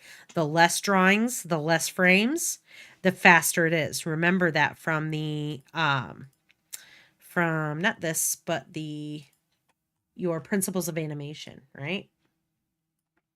When I bring this over here, this one, remember, the slower the speed, the closer they are, the closer the drawings are, the faster the speed, the further the drawings are apart. Okay, so that's why we're looking at it like that, versus if I were to shuffle this over here to this section where it's just the standard, you can kind of see the difference there. And if I play it, it's a lot smoother, right? Where here we get more of like a dramatic look to that speed up and slow down.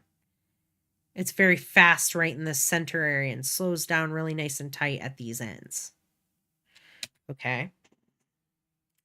So again, when you're looking at your value graph here, and you've got these smooth, like here, if I were to take this here and match these up, these this bell curve essentially, right? I would grab this one and holding down shift and drag this one out a little bit so this kind of curve matches. It's very smooth right here, right? This is going to be a real slow section. This is going to kind of be where everything slows down, and then these sections, the steep curve, is where everything's nice and fast. So I'm going to drag this one in a little bit more. Grab this, maybe extend this one out a little bit more, holding down shift. If I want to break this, right? So very similar to like a vector drawing, you have a Bezier curve. And when I move this left up and down, the other side moves at the same time. But let's say I only wanted to move this side right here and not this side. What you want to do is what's called breaking that Bezier curve. And you just hold down Alt on your keyboard, and when you hover over that little Bezier curve or handle, you see this little triangle that appears, and you click and drag that, and it will break that curve for you. And so I can do that and then break it the other way too. It's not breaking right now just quite that way. But if I go back to this and I play it all the way, you can see why that dramatic easing looks a lot nicer than this one right here, which looks just very standard, versus the linear ball, when I play this one, is very boring. It's one-dimensional. Two-dimensional, okay, vanilla, like your chocolate chip cookie. This bad boy is like your loaded blondie cookie, ready to go. It's got all the sugar, all the goodness, all the things that you want. And it just makes it look more appealing. Again, another principle of animation is the appeal, right? And so we're gonna I think we're going to end right around here. I think this was a lot of information for you guys to gather in, right? Definitely worth looking in or rewatching. Let's see what we can do here too. Let me just make sure. I'll go through my notes real quick.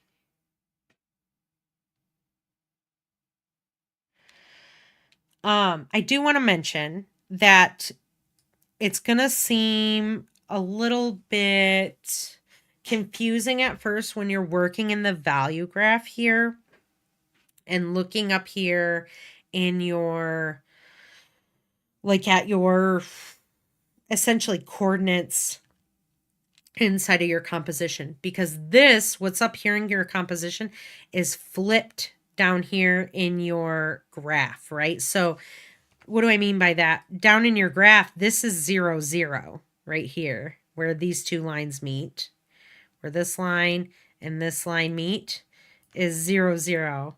And then things just move up from here. Oh, let me go back this way. Things move up from here, right? And then versus where 0, 0 starts here and things move this way, right? I mean, they can go other ways, but this is how the graph works versus this graph works. So it's kind of flipped upside down, right? Because we have like the meeting points happening inside of our composition up in the upper left-hand corner versus when you're looking at the graph, everything starts at the lower left-hand corner.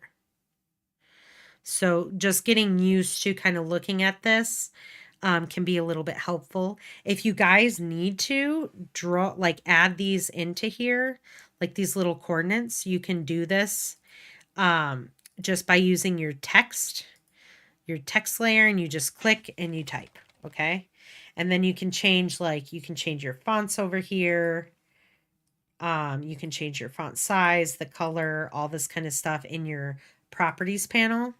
And then what it does is it adds a new layer here. I just hid those other layers, but if I turn those back on here and go back to my dope sheet, I have all these layers right here. I just want to make sure that when I go to render that, I turn these layers off so I don't see them and they're not in my composition. Okay. So just kind of making sure you turn those off. If I were to grab these, if I were to try and grab this and move this off here, it doesn't show it. So that's kind of why I keep it in my composition. But when you guys are messing around this weekend inside of After Effects, I definitely recommend maybe putting these in here so you can see the correlation from the value graph versus maybe where you're at here in the composition as far as like location goes. So I've got this, the value graph here. It looks like this bar. If I go to the speed graph, it's going to look all sorts of different. And before, remember when I went to the speed graph, my line was white. And that is because both of my Y position and my X position were still locked together. They weren't separated, but I separated these dimensions. Remember, I right clicked and I clicked on separate dimensions.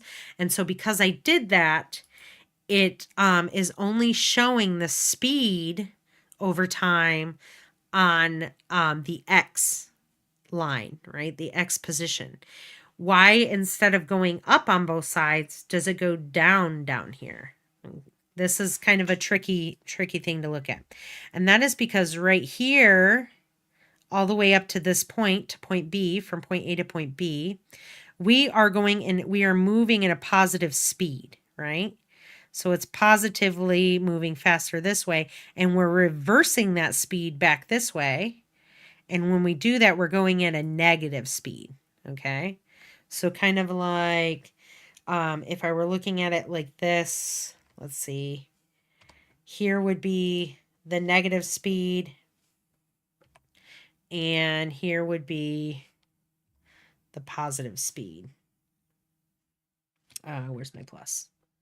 Okay. So if I'm moving from left right here to right, it's that positive speed. Oh, let me go this way. It's that positive speed. It's going to go up. But if I'm moving from right to left here, then I'm going to get this negative speed that's happening below this 0 line, right? Because this line right here, oh, let's not do that one. This line right here is your 0 speed. This is where there's no speed happening, right? And this only looks this way because I separated the dimensions. If I were to, let's see if I can undo this again. Let me click these and do that. And I put these dimensions back together, right? My easing goes away. Now everything's linear because this line is flat. And it turns back into a white line, right? And so then I would have to grab this again. I'd have to ease it. And now all of a sudden it's back to how we saw it at first, and it's going positive values both ways. It's just kind of confusing because that positive negative only happens when the dimensions are separated, not when they're stuck together.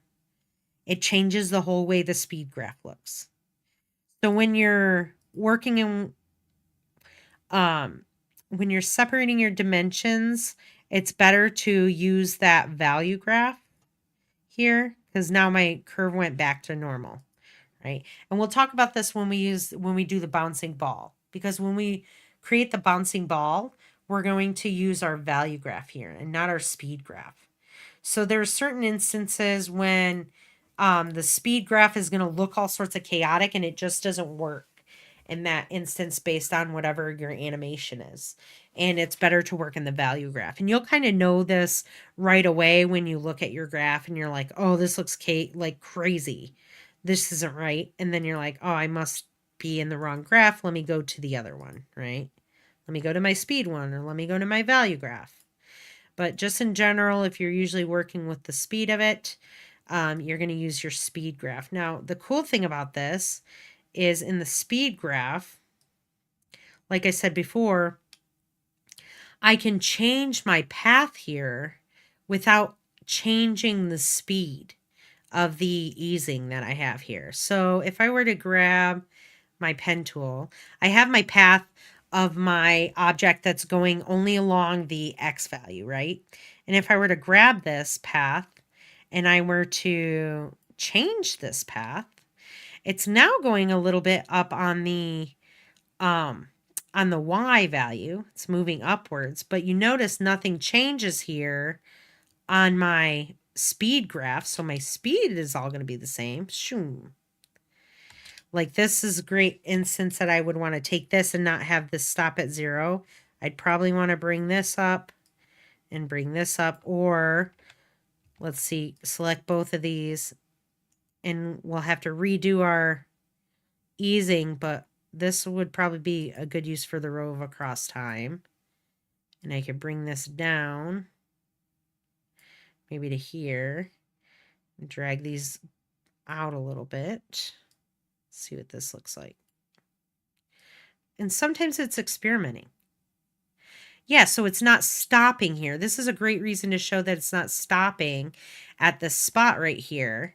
It's continuing on. It's just kind of taking that detour around, taking that time to turn around, and then it's going back to the original spot. And so now if I grab this, and because these are connected, it's a continuous keyframe. If I go back to my dope sheet, that's going to look like the circle. Oh, I guess it doesn't look like the circle. Interesting. Should have looked like the circle, but it doesn't. But it just basically locks these now, so I can kind of change this. If I want to slow it down, I would go down. If I want to speed it up, I would go up. So if I want this to go really fast at this spot, I would speed it up, and I would probably change the way this looks. Actually, let's go back like this. Let's try playing that. So it goes quickly around that corner. Whew. Versus if I were to drag this down, and it's going to go a little slower around that edge. But if I were to try and do this, if I were to try and do that in the value graph, let's undo this. I'm going to go back to just a straight line, right? And so when I'm in the speed graph, I can edit my path. But if I go into the value graph and I try and edit my path, I usually will end up with like an issue. If I grab this, see how all of a sudden it starts to manipulate the way this graph looks, and now it's really chaotic. This is a lot harder of a graph to work in when I start to manipulate that path, and now it looks really weird. When I play it, the motion looks really weird. So at this point, because I manipulated the motion path is the path that the object follows along, which is this, right? I would probably want to go back into my speed graph and then update it from here, right? So at this point, even if I play it, I would be like, okay, maybe I want to connect these two, do that rove across time. Here, when I look at it like that now, it's a circle, that continuous keyframe. I think once I start to move it is when it changes. Yeah. So once you grab that and start moving it around, it's going to change. But if I left it the way that it was, like this, it's going to be a really smooth change in speed across this entire thing. It's it's equal distant from the beginning right here to the end when it comes here, back around to this place. It's like it's a perfectly shaped hill, essentially, right? But then as soon as I grab this and I'm not continuously moving past this point, right? Because right now I'm just continuously at the same speed moving past this point. If I drag this down now, the speed's going to change a little bit, and we're no longer continuing past that point. We're going to go up, hit the speed here, slow down past this point, speed up again right around here to get to our final destination. So I'm going to play this again. Slowing down, speeding up, slowing down right here. The slowdown happens here. It speeds up right around here. And so being able to look at this and see the spacing and the difference between each frame is also very helpful for you guys. So you can see that right here, the spacing is very similar until we get here where we're slowing down and the spacing is tightening up between these images.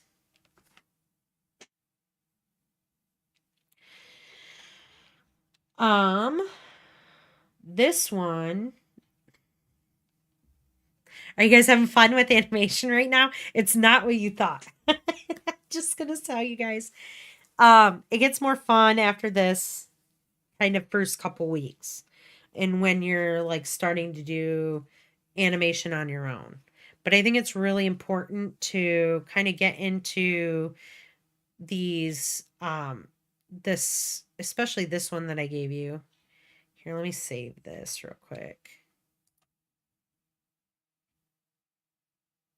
Close that. I gave you guys this one right over here. It wasn't this one. This is the one program or the file that I gave you guys. How do I show what again? Mel, what are you asking? Is it Melissa? It's Melissa or Melanie? I forget. I think it's Melissa.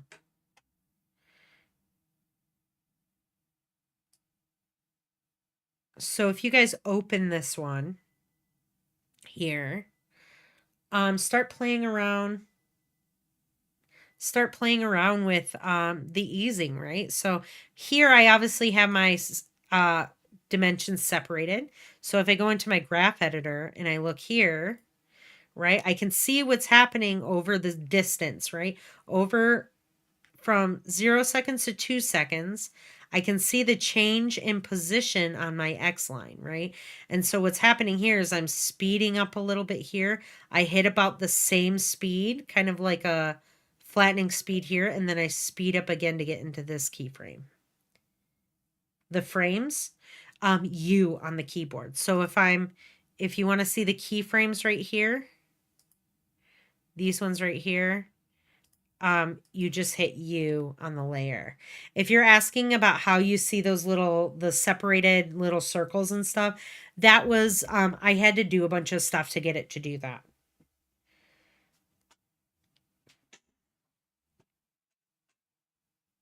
I had to add some effects and stuff onto the objects in order to do that. I hope you get a computer soon too, Eric. I want you to be able to play around in these. If you go to the library, or I'm sorry, to the computer lab, you guys can mess around with these programs. They're already on there, especially in the HT1 build, or in the HT1 room 134. And in fact, Angel, you asked if the tutoring is in person or at GCC. It's both. I'm sorry, it's online and in person. Um, if I open this up here, I think that Belle, this is Belle. Let me see, right here. And she is our tutor. And she meets Mondays and Wednesdays from 11:30 a.m. to 5:30 p.m. in person. So on Mondays and Wednesdays, she's in person in that room 134 in the HT1 lab. Okay. She's also online. So if you're not on campus on Mondays and Wednesdays, you can work with her online, and you can just click the Discord link here or the Zoom link, and she will get an invite, or you can just send her a message here and set something up to work with Belle. She's also only online through Discord and Zoom on Fridays and Sundays. So she does a weekend day for you guys from 2 p.m. to 5:30. So her time's a little bit shorter on Friday and Sunday. But if you need help on Mondays or Wednesdays, which is good because we're not in class on those days, right? So you guys can get help outside of class on these days. And if you do want to mess around with these programs and don't have your computer yet, go to the HT1 lab on room 134, and you'll have Adobe, you'll have Maxon, you'll be able to open up and play around in any of them. That's awesome. Sweet, Gavin. I'm excited for that. But yeah, so I really highly recommend downloading this one. The different compositions are right here, so get used to kind of navigating this test one won't be in here. I'm going to delete that one out of here because that won't be on your guys's version. Just delete that. So when you open it, you'll be inside of compositions over here. You can go to the first composition example right over here. You can just switch which ones you want to look at, and go into the graph editor and see what it looks like. So if I go into here and I wanted to change the easing on this one, I would actually probably do this in the speed graph because it looks a lot nicer. And let me see, let me do again, remember the dimensions are separated. I am working right now only in my X position. And because I'm in the speed graph, it looks like this ramp because I'm only going one way. I'm not going forward and then backwards. I'm only going forward. So that's why this graph looks like this, and there's not stuff underneath, right? The graph doesn't go below the 0. So when I play this,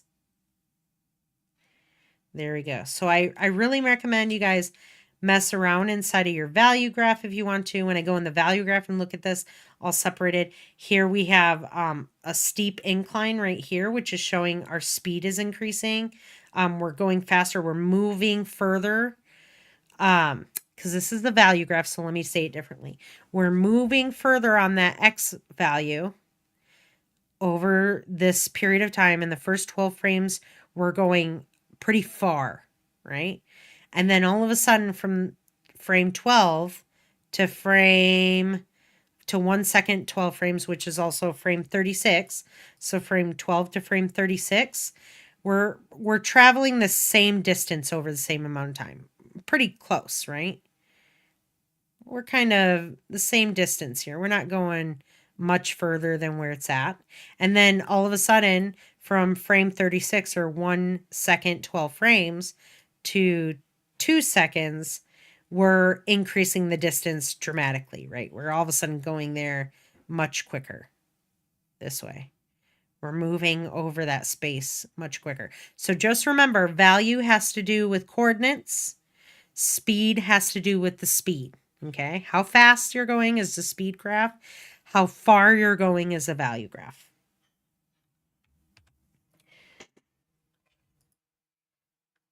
Any questions right now?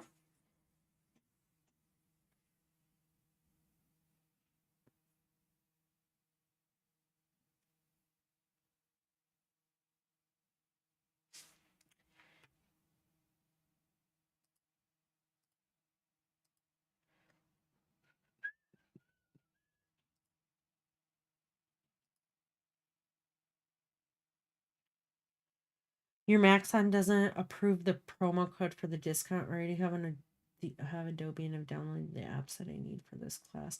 Jose, have you tried so the promo code you have to wait at least 90 minutes. Some students are having to wait longer than like 90 minutes in order to put it in and for it to work. So you might have to wait a little bit of time. If not, what I've been recommending, okay, so a couple issues that we've come across so far when downloading Maxon. The first one is that you guys want to make sure that your email addresses between Maxon and the Cuvito, how do I say it? Cuvito, let me look it up.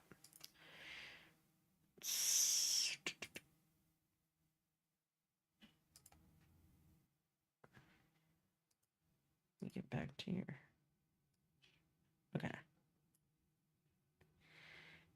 When you sign up for Cinema 4D and you go through Maxon, right? You want to make sure that you're using your maricopa.edu email address. And then also when you go through this Kivuto on the Hub store, you're using the same exact email address, your maricopa.edu email address, and your name is the same. Everything's the same from your Maxon account to your Kivuto account, on the Hub account. If they're not the same, they won't communicate within each other and you'll get an issue. If you guys are still, if you double check that and you're still having issues and you're waiting for a little more than, if you wait for more than a half a day and your code is still not working, call the school. I want you guys to call the GCC help desk here at this number, okay? Because they should be able to maybe pinpoint where the issue is happening more. I can usually help up to a certain point, but usually beyond that, if you guys have the same email address, same information, and you're still running into that issue and you've waited over 90 minutes and you're putting in your code and it's still not working, there might be something going on Maxon's end, or something that the school might be able to help you out moving forward that I might not be able to. But if by next Tuesday you guys if you don't have Maxon installed, or you guys are worried about getting a computer, or you're not able to go into the labs because the school is already out of rental laptops. So if you're not able to work at the school in the labs, then you might you're either going to have to purchase a computer, or we're going to have to talk about taking the class at a different time. The classes are always offered, every semester except for summer. Sometimes summer, but summer one is really hard because it's really fast. But if you have to take it a different semester because you can't afford to purchase a computer, which is okay, and you can't rent one, and you don't have access to being able to go to the lab, then we can talk about withdrawing and possibly taking it the next semester, so which would be fall. I just realized that I still need to introduce myself in Discord. I was pretty busy with other classes. Not a problem, Jose. You still have until tomorrow night, so. All right, guys. Other than that, I'm going to let you get going. It was a pretty full class talking about the principles of animation, working with keyframes, graph editor, easing, all that kind of stuff. Very exciting, very technical kind of stuff to work with, but still really fun.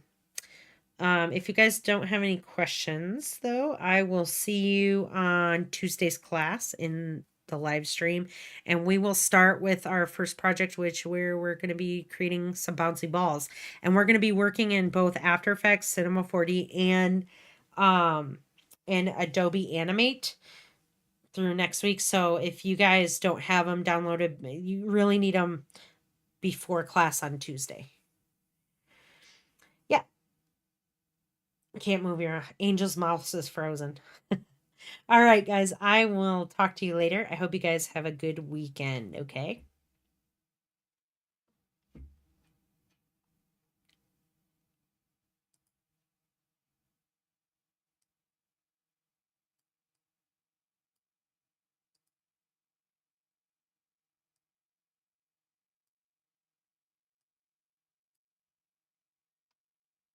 Not a problem.